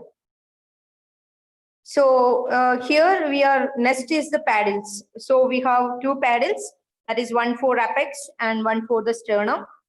And there is a shock delivery button is there in each paddle. And we know there is an adult paddle, and we can change to a pediatric paddle. That is if less than 10 kg weight, we have to go for a pediatric paddles, and we can use the adult paddles. So this is about the machine. Next, I will show you how to deliver the shock. So once you have to charge the defibrillator in 200 to 360 joules, the maximum joules we are advising. So I am charging my defibrillator on 360 joules, and so charging. And so we have to, first I am going to shock using paddles, first on the one on the sternum and one on the apex. So we will apply the jelly and on both paddles, and we are placing firmly. Everyone is clear, and going to deliver shock on 3. 1, 2, 3. And we have to deliver the shock. While you are delivering shock, there may be a flat line will appear on the monitor. So don't wait for any rhythm. Immediately we have to start the chest compression. So remember, while we are using defibrillator, the two things is, one is when analyzing the rhythm, everyone must be clear. And while giving shock also, we have to clearly mention or clearly order, everyone must be clear. And those who are giving shock, make sure that everyone is clear from the victim, even the person is in charge of airway. So this is about the defibrillator. So on it and connect the, whether it is a pads, this is a pads, we can use the pads, or whether you can use the paddles. If you are using the paddles, always remember, before doing anything, we have to attach the ECG lead wire. Is attaching. While defibrillator is attaching, we have to make sure that the CPR is going on, and while defibrillator is charging, that time also we have to continue the CPR to minimize the interruption between chest compression.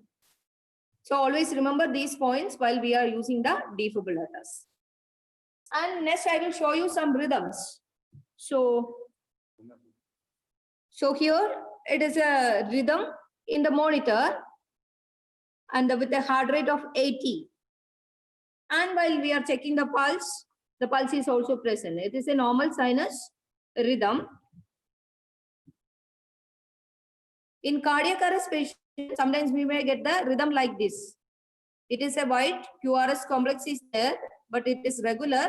But when we are palpating the pulse, there may not be pulse. The patient is in cardiac arrest, and if you get a rhythm like this, it is a monomorphic ventricular tachycardia, but there is no pulse, means that is a cardiac arrest. So we have to continue the shockable rhythm algorithm.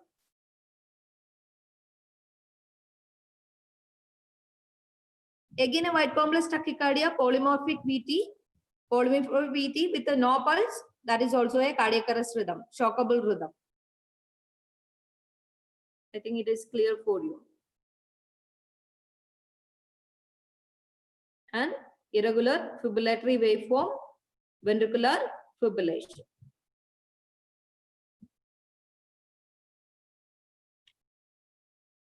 Sometimes in cardiac arrest, we may get a rhythm like this.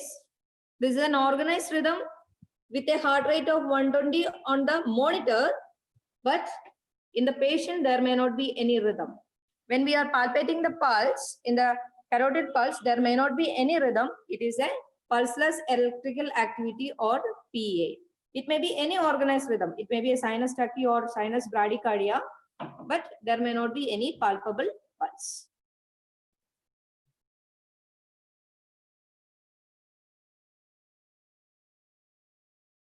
So these are the rhythms you may find during a cardiac arrest, like V of or pulseless VT. Either it may be a monomorphic VT or polymorphic VT, or non-shockable rhythm like PA, or it may be a flat line. It may be a flat line, and when it is a flat line, we have to follow the flat line protocol. Like we have to check whether the ECG leads are connected properly, the machine is okay, we have to increase the size of the ECG, and then we have to make sure that it is assistole or VF.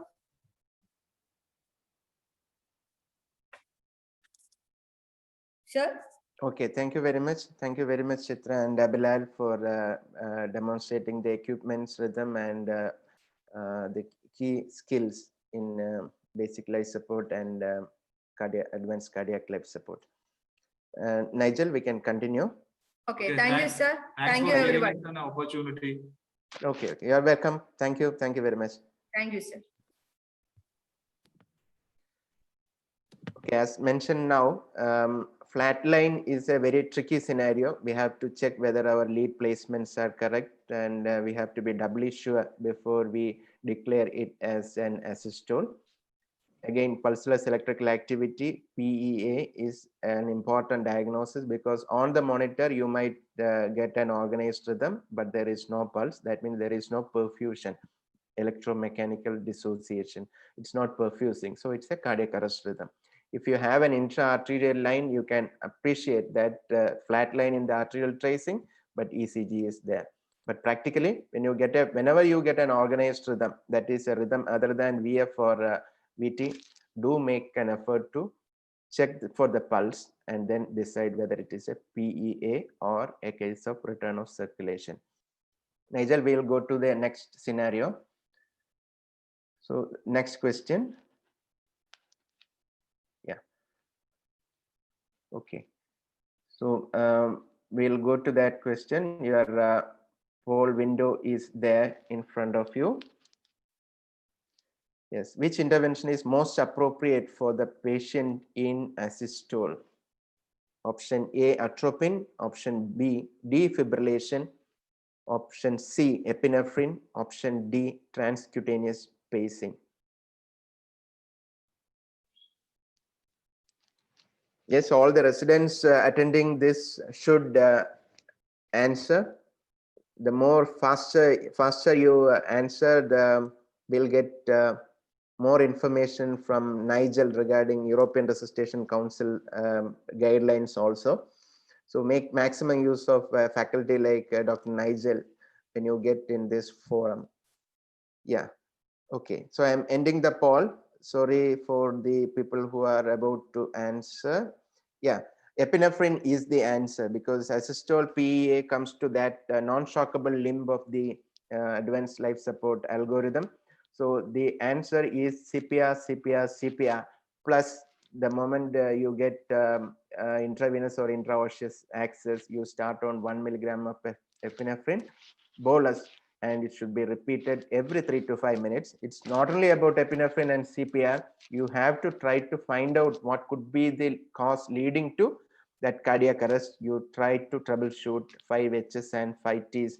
As Dr. Nigel mentioned, you take, as soon as you get a venous access, take a blood sample, send for labs, maybe a blood gas analysis you can send.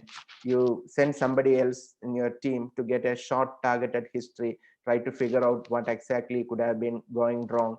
Then you start your intervention depending on your most possible diagnosis. That is the way to bring the circulation back. We'll go to the next question, Nigel.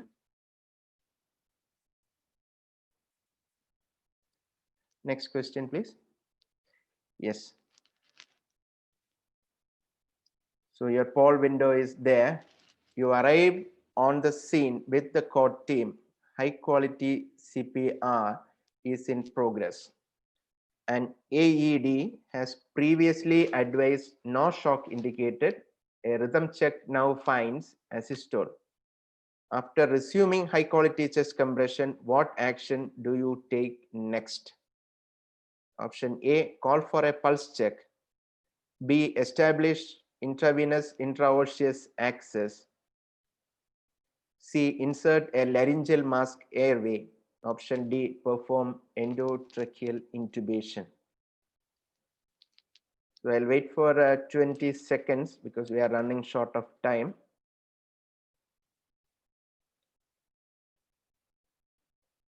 Yes, I'm happy to see a majority of people hitting the right answer.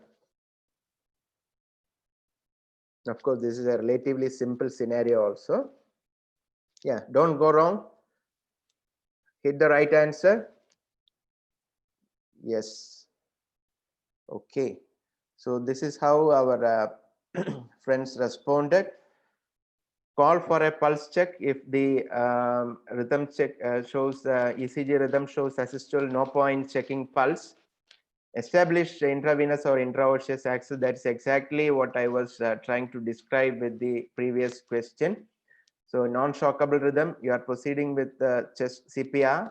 Next is you have to establish IV or intraosseous access and start epinephrine 1 milligram and repeat every 3 to 5 minutes.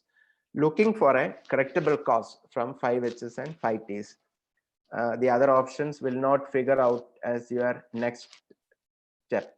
Okay, we'll go to the next slide.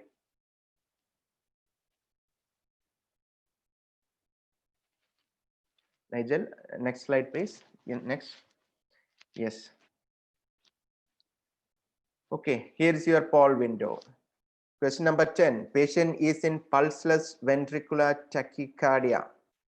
2 shocks and 1 dose of epinephrine have been given. Which drug should you give next? Option A, adenosine 6 milligrams. Option B, amiodarone 150 milligrams over 10 minutes. Option C, amiodarone 300 milligram IV push. Option D, lidocaine 0.5 milligrams per kg over 2 minutes. 10 more seconds, dear friends. Yes. Yeah, no doubt with this. I'm ending the poll with your permission. Yes. Almost everybody got that answer right. Amiodarone 300 milligram IV push. So those who remember to start an antiarrhythmic, this name amiodarone should spring to your mind. 300 milligram IV push is the dose in a cardiac arrest scenario. It's not the loading dose of amiodarone in other critical care scenarios. 150 milligram over 10 minutes will not hold good in a cardiac arrest scenario. It is 300 milligram IV push. We'll go to the next question. Thanks for your support and quickness in answering. Next. So since we mentioned about amiodarone, I'll just mention one more thing that remember that amiodarone or lidocaine, these are the two options that is mentioned. They may be considered for VF or pulseless VT that is unresponsive to defibrillation, because these drugs are particularly useful in patients with a witnessed arrest according to evidence. And that is how these recommendations have come into the AHA guidelines. Okay. I think 2018 update specifically mentions about lignocaine, the first dose being 1.5 milligrams per kg. Okay, fine. Yes, question number 11. I think the audience should be happy to answer, I believe, because these are the real practical scenario questions. A patient was in refractory ventricular fibrillation. A third shock has been given. Your team looks to you for instructions. What is your next action? The rhythm is also shown there. So after the third shock, team looks up to you for the orders. What next? Check the carotid pulse, give amiodarone 300 milligram IV push, give atropine 1 milligrams, resume high quality chest compressions.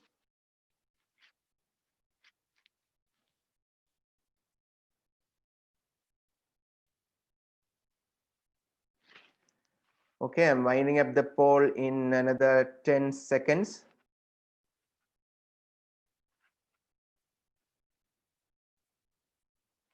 Yeah, okay. So this is how our audience feels. I think 63% believe that you should instruct the team to resume high quality chest compression, which obviously is the right answer, because soon after defibrillation, whether it is second, third, or fourth, after defibrillation, resume high quality chest compressions. Yes, you have to start antiarrhythmics, but after resuming high quality chest compressions, and all these drugs administered should be during chest compression so that the drug will be flushed to all other parts of the body. Okay. So thank you for your response. We'll go to the next slide.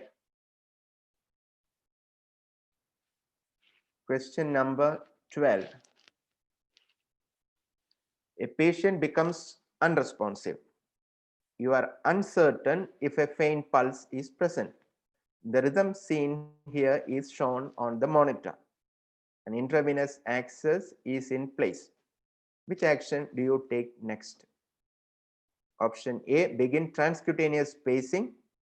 B, start high quality CPR. Option C, administer IV atropine 1 milligram. Option D, administer IV epinephrine 1 milligrams.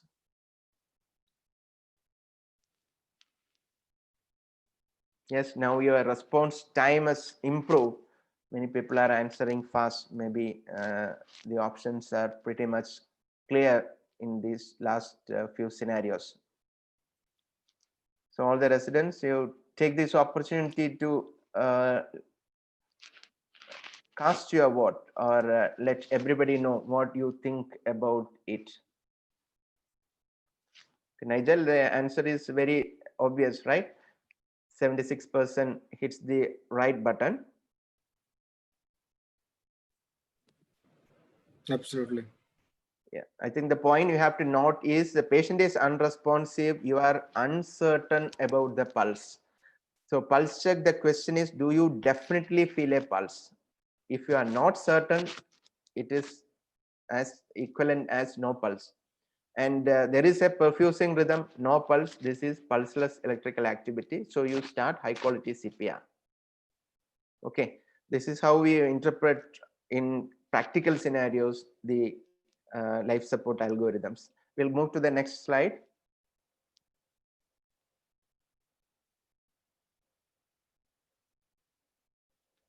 Yes, over to Nigel. So once you have a cardiac arrest scenario that we have already discussed now, a patient who was in VF, pulseless VT, or asystole or PEA, and finally, after at the end of each algorithm, you'll see that we come to a situation whereby the patient comes to ROSC, that is the return of spontaneous circulation. So that's our final target when we carry on with CPR and our resuscitation algorithms. So this is the algorithm for the immediate post-cardiac arrest care. This is very important because this is what you have to target at the end after the patient starts responding or there is any sign of life. So in many of the scenarios that we have in BLS, you will finally find that your patient either has a rhythm on the monitor, an organized rhythm like sinus rhythm, and then the instructor would, then the student would basically say that the patient has returned or has attained ROSC. So at that time, what are the important points to mention? One obviously would be to check the vitals of a patient like that. What are the vitals? You ask for the vitals. So obviously the heart rate and maybe the BP would be on the monitor.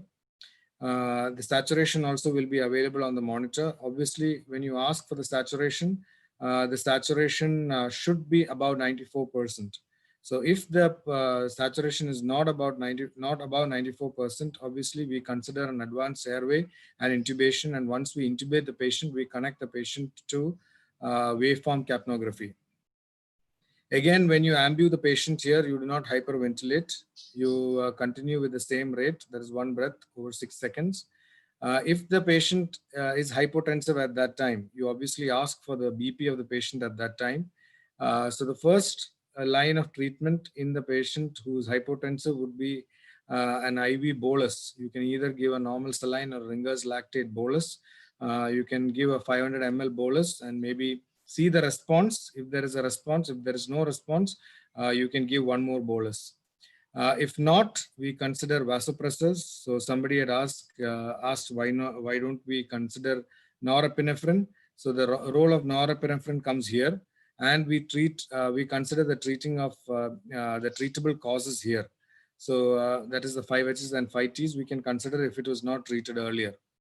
So at this level, once the patient has stable vitals, that is when we ask for a 12 lead ECG in these patients. And when you ask for a 12 lead ECG in these patients, you look for signs of ST segment elevation, ST segment myocardial infarction. And if there is an ST segment elevation in your 12 lead ECG, you obviously consider coronary reperfusion in these patients. Basically, you call your cath lab, you coordinate with them, and you shift your patient to the cath lab for coronary reperfusion or a PCI technique there. At the same time, disposition of these patients are very important. Where does the patient go? Because most of these patients will be in your emergency department, who come and they collapse there, and then you do all the ACLS guidelines there. Basically, you revive the patient in your emergency, and then you have to consider disposition of this patient. Where does the patient go next? So that is when you basically check whether your patient is following commands. Basically, you can give your hand to the patient and ask the patient to clench your hands or see his response. If he is following commands, obviously there is an element whereby we can shift the patient to the critical care unit, intensive care unit.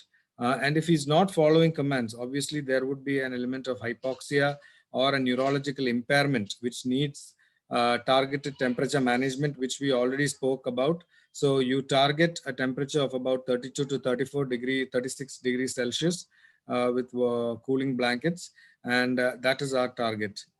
So once again, so when we talk about we avoid excessive ventilation. IV bolus, as I mentioned, would be about 1 to 2 liters of normal saline or lactated ringers. We see the response at each level. And then epinephrine IV infusion, this is the dosage we follow. So in about a 70 kg adult, we give about at 0.1 to 0.5 mics per kg per minute. We consider norepinephrine at 0.1 to 0.5 mics per kg per minute. Obviously, if you're at BLS or ACLS scenario or a AHA with an AHA instructor, they would want specific doses, so don't give the range.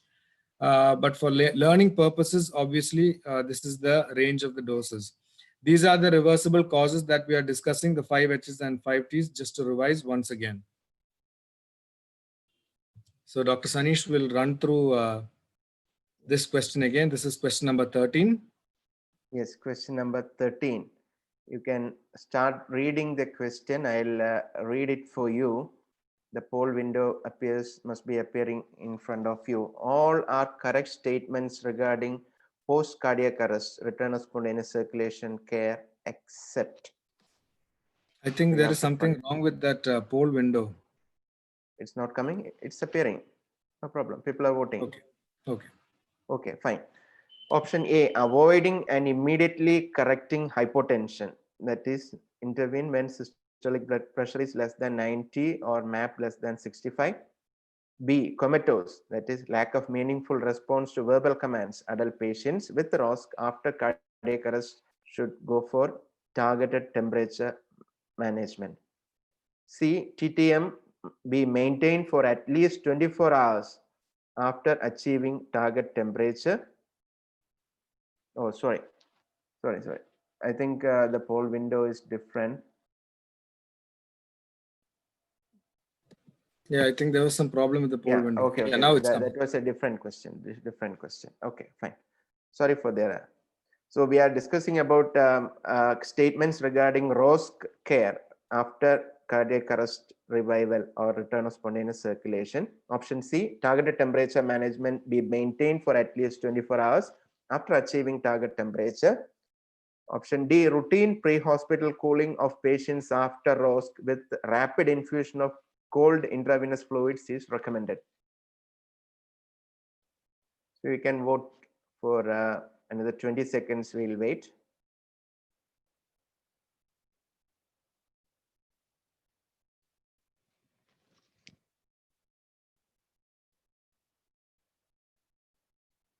Okay, just remember about ROSC algorithm or post-cardiac arrest algorithm, which is not true. In fact, Dr. Nigel has reinforced this point when he talked about it. So I'm stopping the poll. Yes, I'm happy that Nigel is doing a good job delivering the messages.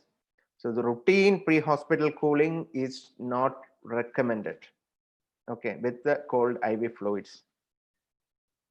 Okay, now I think some guidelines, they have made it very clear when actually they go for targeted temperature management, and the target, whether it should be 36 or less than that. It depends on the gravity of the neurological injury as well. Definitely TTM is recommended for prognostication. We do only after targeted temperature management, especially when there is a neurological impairment. We'll go to the next question. Yes, Nigel, you can run through the remaining part of the session because we have run through the American Heart Association guidelines. Now we have to compare these guidelines or statements or practices with the other Resuscitation Council guidelines. This is basically aimed at helping the candidates appearing for European board exams. Nigel, you can carry on. Okay.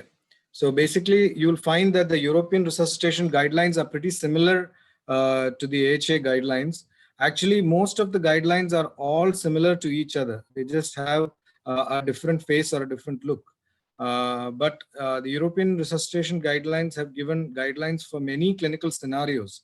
So in our audience here, we might have students who are from anesthesia background, emergency medicine background, and internal medicine background, also critical care background. So the European resuscitation guidelines might actually be useful for them because they have guidelines for certain scenarios. And while I run through some of the important points, CPR providers should perform chest compressions for all victims in cardiac arrest. So that's pretty similar. Our confidence in the equivalence between chest compression only and standard CPR is not sufficient to change current practice. So basically, the practices are pretty much same with the European resuscitation guidelines.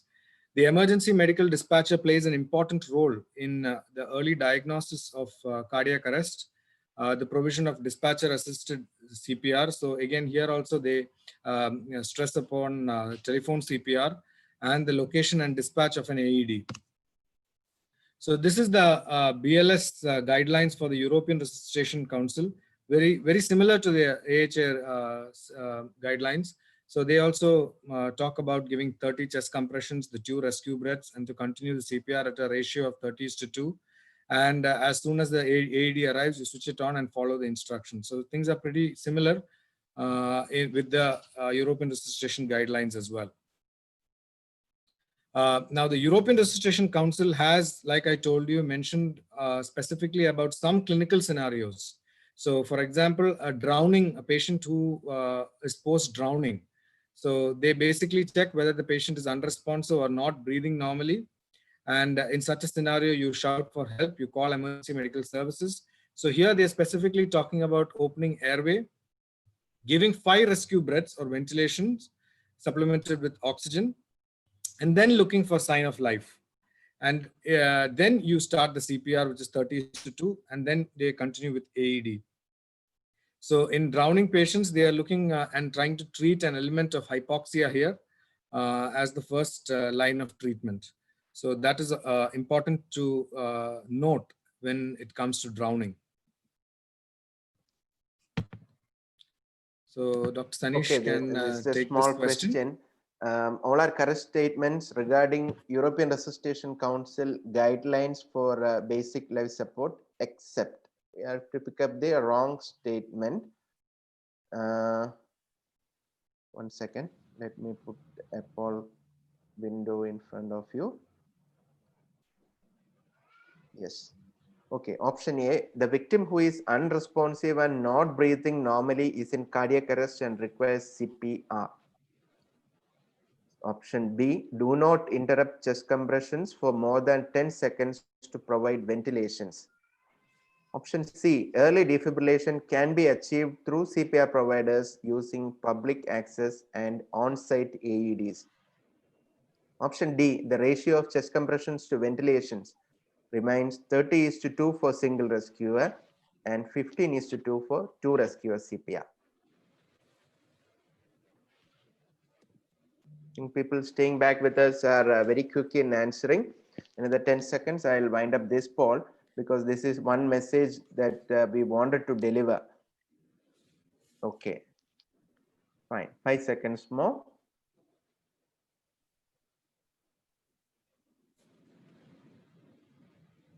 Yes, fine.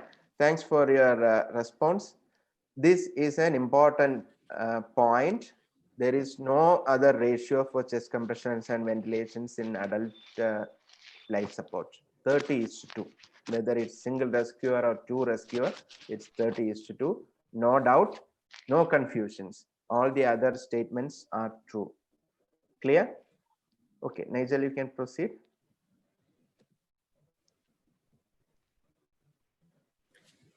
So this is the ALS algorithm from the European Resuscitation Council. You'll find it's pretty similar to the AHA guidelines, except for the colors and the boxes being slightly different. Basically, they also involve the resuscitation team if the patient is unresponsive and not breathing normally. CPR ratio 30:2, as Dr. Sanish just mentioned, all the ratios are the same, 30:2. We assess the rhythm, look for whether it is shockable or non-shockable. And if it is non-shockable, you continue CPR. If it is shockable, you give one shock.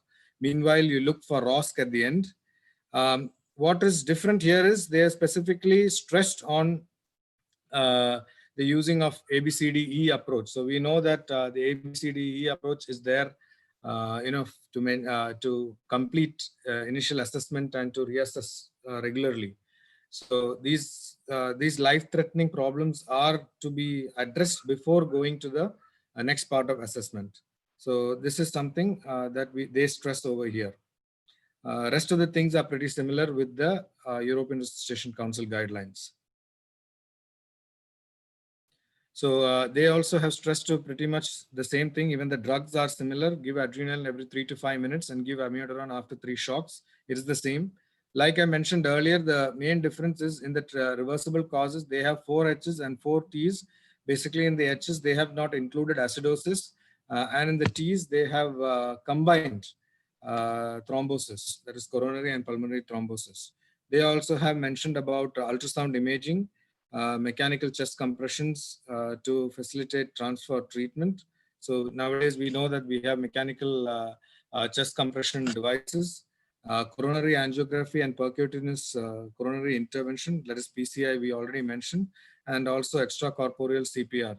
So we know that extracorporeal life support, if cardiac arrest is associated with pulmonary embolism, the implementation of the extracorporeal life support requires considerable resources and training. So it is basically used as a rescue therapy in patients in whom initial ALS measures are unsuccessful, or we have to facilitate pulmonary thrombectomy. So it's basically used in those patients. So again, ERC have also stressed about specifics here. That is, they have an algorithm for in-hospital resuscitation also. AHA does not specifically have an algorithm like that. But you'll see that these are all pretty similar. They have mentioned about resuscitation teams being involved. So if there is a sign of life, basically you assess the ABCDE, recognize and treat, that is oxygen monitoring, IV access. You involve your resuscitation teams if appropriate and hand over to resuscitation team. That's the only difference with their guidelines.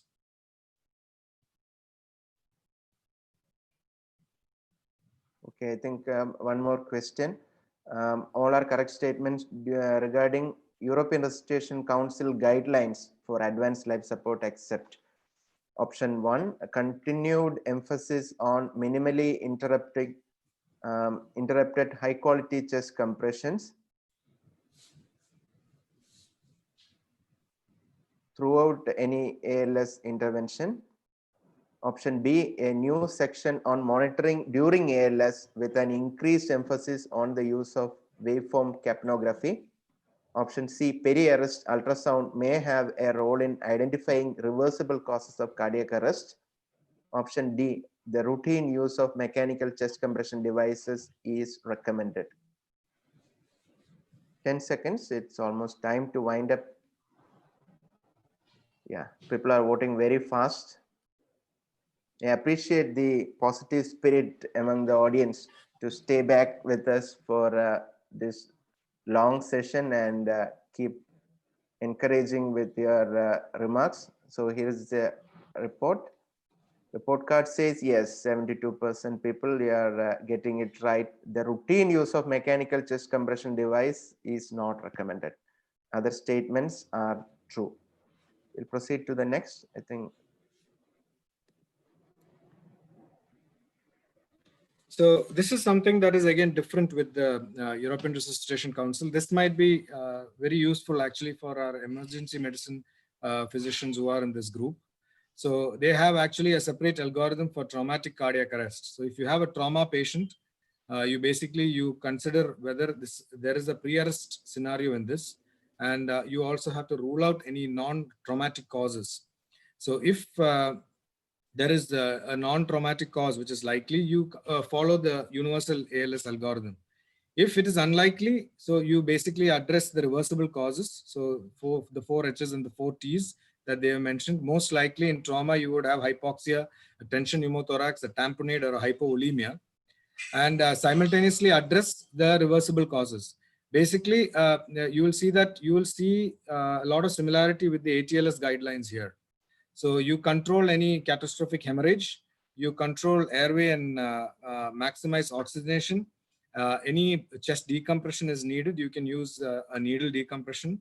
They have mentioned specifically about relieving cardiac tamponade. So how to identify cardiac tamponade is important. So basically in cardiac tamponade, you would see a patient who has low blood pressure, chest pain, breathing difficulty, rapid breathing, so fainting, dizziness, loss of consciousness. So all these things should be looked out for. And the relieving of the cardiac tamponade can either be by pericardiocentesis or pericardectomy or thoracotomies. So these are to be done to relieve cardiac tamponade. Surgery for hemorrhage control or proximal aortic compression should be considered. So, and also a massive transfusion protocol and fluids to be considered. So all of this, meanwhile, you should also look whether the elapsed time is less than 10 minutes since the arrest, whether you have the expertise. 4 E's are mentioned there. So the elapsed time is less than 10 minutes since the arrest, whether you have the expertise to do all these life-saving methodologies, whether you have the equipment, and whether you have the environment. So if you do, then you can consider any of these resuscitative measures or even thoracotomy. You need to look for the ROSC here as well. So if ROSC, again, they have mentioned about performing life-saving interventions, transport to an appropriate hospitals, and in the hospital you control hemorrhage and you have resuscitation measures. So these are the basic algorithms that you need to know in cases of the European Resuscitation Council as well. Another algorithm they have specifically mentioned is about anaphylaxis and anaphylactic reactions. So basically you do your ABCDEs, you come for a differential diagnosis or a single diagnosis, and basically you call for help. Here they have basically mentioned about keeping the patient flat and raising legs to increase venous return. And they have basically stuck to adrenaline as the drug of choice for anaphylaxis. So other skills and equipments that they have mentioned are basically the ABCs. The drugs are chlorpheniramine and hydrocortisone, steroids. Monitoring would include pulse oximetry, ECG, and blood pressure monitoring. ABCs, as we already have done it again and again, I'm not going to touch that. Adrenaline, the dosage that they have given is basically 0.5 ml or 500 mics IM. So IM doses of adrenaline are recommended unless you have a clinician who's experienced to administer adrenaline IV. Okay, and these are the other doses. And meanwhile, they have also mentioned about IV fluid challenges. These are the doses that they are recommending, 500 to 1000 ml. Basically 1 to 2 liter is what is accepted, and they specifically mentioned about not giving IV colloids, as this might itself give rise to anaphylaxis. Okay, simultaneously you have the dose for chlorpheniramine and hydrocortisone as well. Okay, we'll do one more question. Find the wrong statement. The poll window is in front of you. Sudden and unexpected collapse of an athlete on the field of play is likely to be cardiac origin and requires rapid recognition and early defibrillation. Submersion exceeding 10 minutes is associated with poor outcome. Option C, during mass casualty incidents, if the number of casualties overwhelms healthcare resources, withhold CPR for those without signs of life. Option D, induced hypothermia to 32 to 34 degrees Celsius is emphasized in post cardiac arrest care.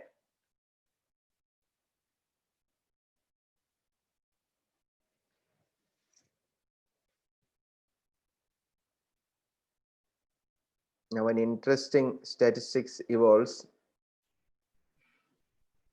We don't have an uniform choice. So those who are about to vote, think twice. Another 10 seconds. Yes. Ultimately, the right answer prevails. Okay, there was a close fight between two options. I think I have to clarify on why one more option props up as very close to the most popular and right answer. I am stopping the poll now. Nigel, it's an interesting thing because 45% response was in favor of option D, which actually is the wrong statement. Induced hypothermia is not emphasized these days. Targeted temperature management, TTM, 32 to 36 is the recommendation. That too, when there is a proper neurological criteria to initiate.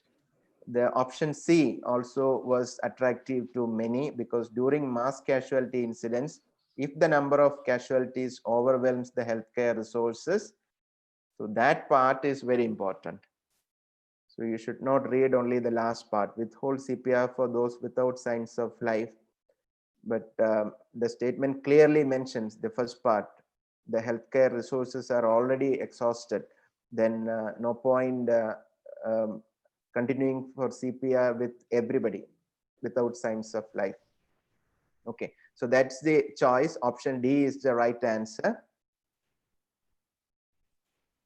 Next slide, please.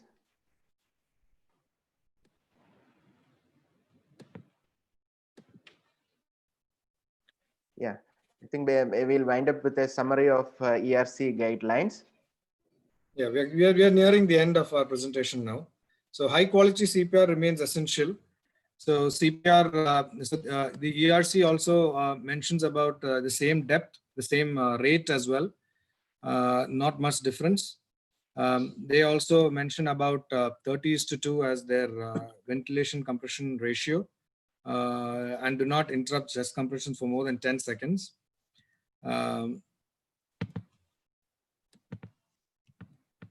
Defibrillation within 3 to 5 minutes of collapse can produce survival rates as high as 50 to 70%. So they have basically given some statistics also. Early defibrillation can be achieved through CPR providers using public access and on-site AEDs. Public access AED programs should be actively implemented. The ERC 2015 ALS guidelines basically emphasize that chest compressions are paused briefly only to enable specific interventions, and minimizing interruptions in chest compressions for less than 5 seconds to attempt defibrillation. So there is also a new section on monitoring during ALS. So these are things which they can ask you for multiple choice questions when you give your European diploma exams. So they have mentioned about monitoring during ALS with an increased emphasis on waveform capnography. The recommendations for drug therapy during CPR have not changed. So that the same drugs have continue even in these guidelines. And the routine use of mechanical chest compression devices is not recommended. So we had a question also on that, but they are a reasonable alternative in situations where sustained high quality manual chest compressions are impractical or compromise provider safety. And peri-arrest ultrasound have a role in identifying reversible causes of cardiac arrest. We already mentioned about extracorporeal life support techniques. So they also have a role as a rescue therapy. And hypothermic patients without signs of cardiac instability can be rewarmed externally using minimally invasive techniques. So patients with signs of cardiac instability should be transferred directly to a center capable of extracorporeal life support.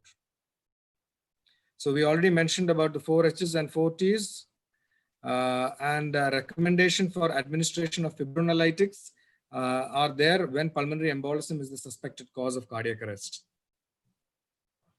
In patients following major cardiac surgery, so the key to successful resuscitation is recognizing the need to perform immediate emergency resternotomy, especially in the context of tamponade hemorrhage, where external chest compressions may be ineffective. So these are all things that the ERC stresses on in addition to their algorithms. Cardiac arrest from shockable rhythms, ventricular fibrillation or pulseless VT during cardiac catheterization should immediately be treated with up to 3 stacked shocks before starting chest compressions. And use of mechanical chest compression devices during angiography is recommended to ensure high quality chest compressions and to reduce the radiation burden to personnel during angiography with ongoing CPR. AEDs and appropriate CPR equipment should be mandatory on board of all commercial aircraft in Europe, including regional and low-cost carriers. So you consider an over-the-head technique of CPR if restricted access precludes a conventional method. During mass casualty incidents, if the number of casualties overwhelms healthcare resources, withhold CPR for those without signs of life. So this was something that you saw in one of our questions as well earlier. So these are the basic guidelines that we had. I think I already posted the feedback form, and most of our attendees were generous enough to fill it up for us and to give their feedback. Your appreciation and opinions are well taken. This will definitely help us to improve subsequent sessions, webinars like this. This was actually an experiment from our side also, so that we were trying, I think I should say, we tried to demonstrate the skills successfully from our friends in IIMS. This has been a long topic. Usually BLS, ACLS is a 3-day course. Those who have done the course or those who have had hands-on training, nowadays it's online enhanced courses, will find it more easy, because ultimately you have to have a feel of how a mega code is run. And for the sake of making a short webinar, 1.5 hour session, we have deliberately left out a few important topics like pediatric infant BLS, cardiac life support in pregnancy, choking, some peri-arrest scenarios like arrhythmias. Team dynamics and communication skills is an important aspect of becoming a good advanced cardiac life support provider. And again, on technology and waveform capnography and use of ultrasonogram in advanced life support, we have to discuss. Yes, with your encouragement and support, we should be able to come back with topics of these important topics also will be added in the subsequent webinars on this topic. We'll be again splitting those topics into 2 or 3 parts, so that like this webinar, whatever we are discussing, we can do it leisurely. I know that we have consumed a little bit of extra time than we actually planned for, but the intention is to deliver the messages, which will take time, because those who are familiar with it, well versed with it, we can revise in 20-25 minutes.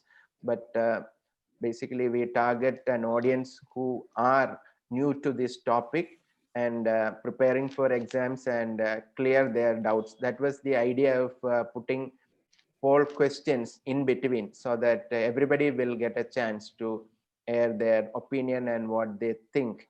And I think in the chat box, I didn't get anybody disagreeing with the right answers explained during this.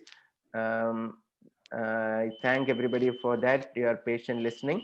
I especially thank IIMS for supporting us with the equipments. They have shown the mannequin, that too mannequin with feedback devices, and they have provided two excellent instructors with the good skill to demonstrate the skills for us.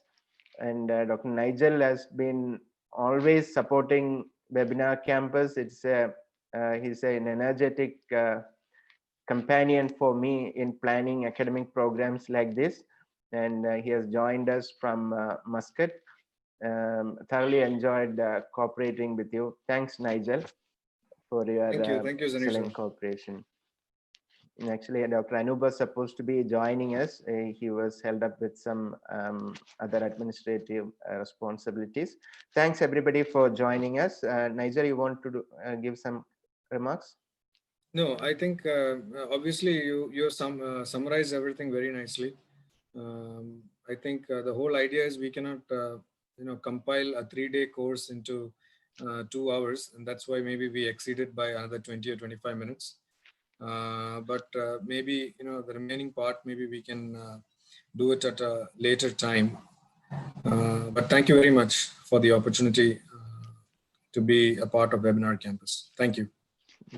Thank you. And Nigel is actually our team member in the concept designing also, because we have been designing our programs catering to all the acute medicine specialties, not only anesthesia, intensive care, emergency medicine and all. Nigel has been an instructor for cardiac arrest and cardiac life support, and I think disaster management and similar courses. He has been very active, and he has gone to the level of becoming a regular instructor affiliated to these societies. Thank you very much for joining. And for all participants, once again, thank you very much for your patient listening and active participation.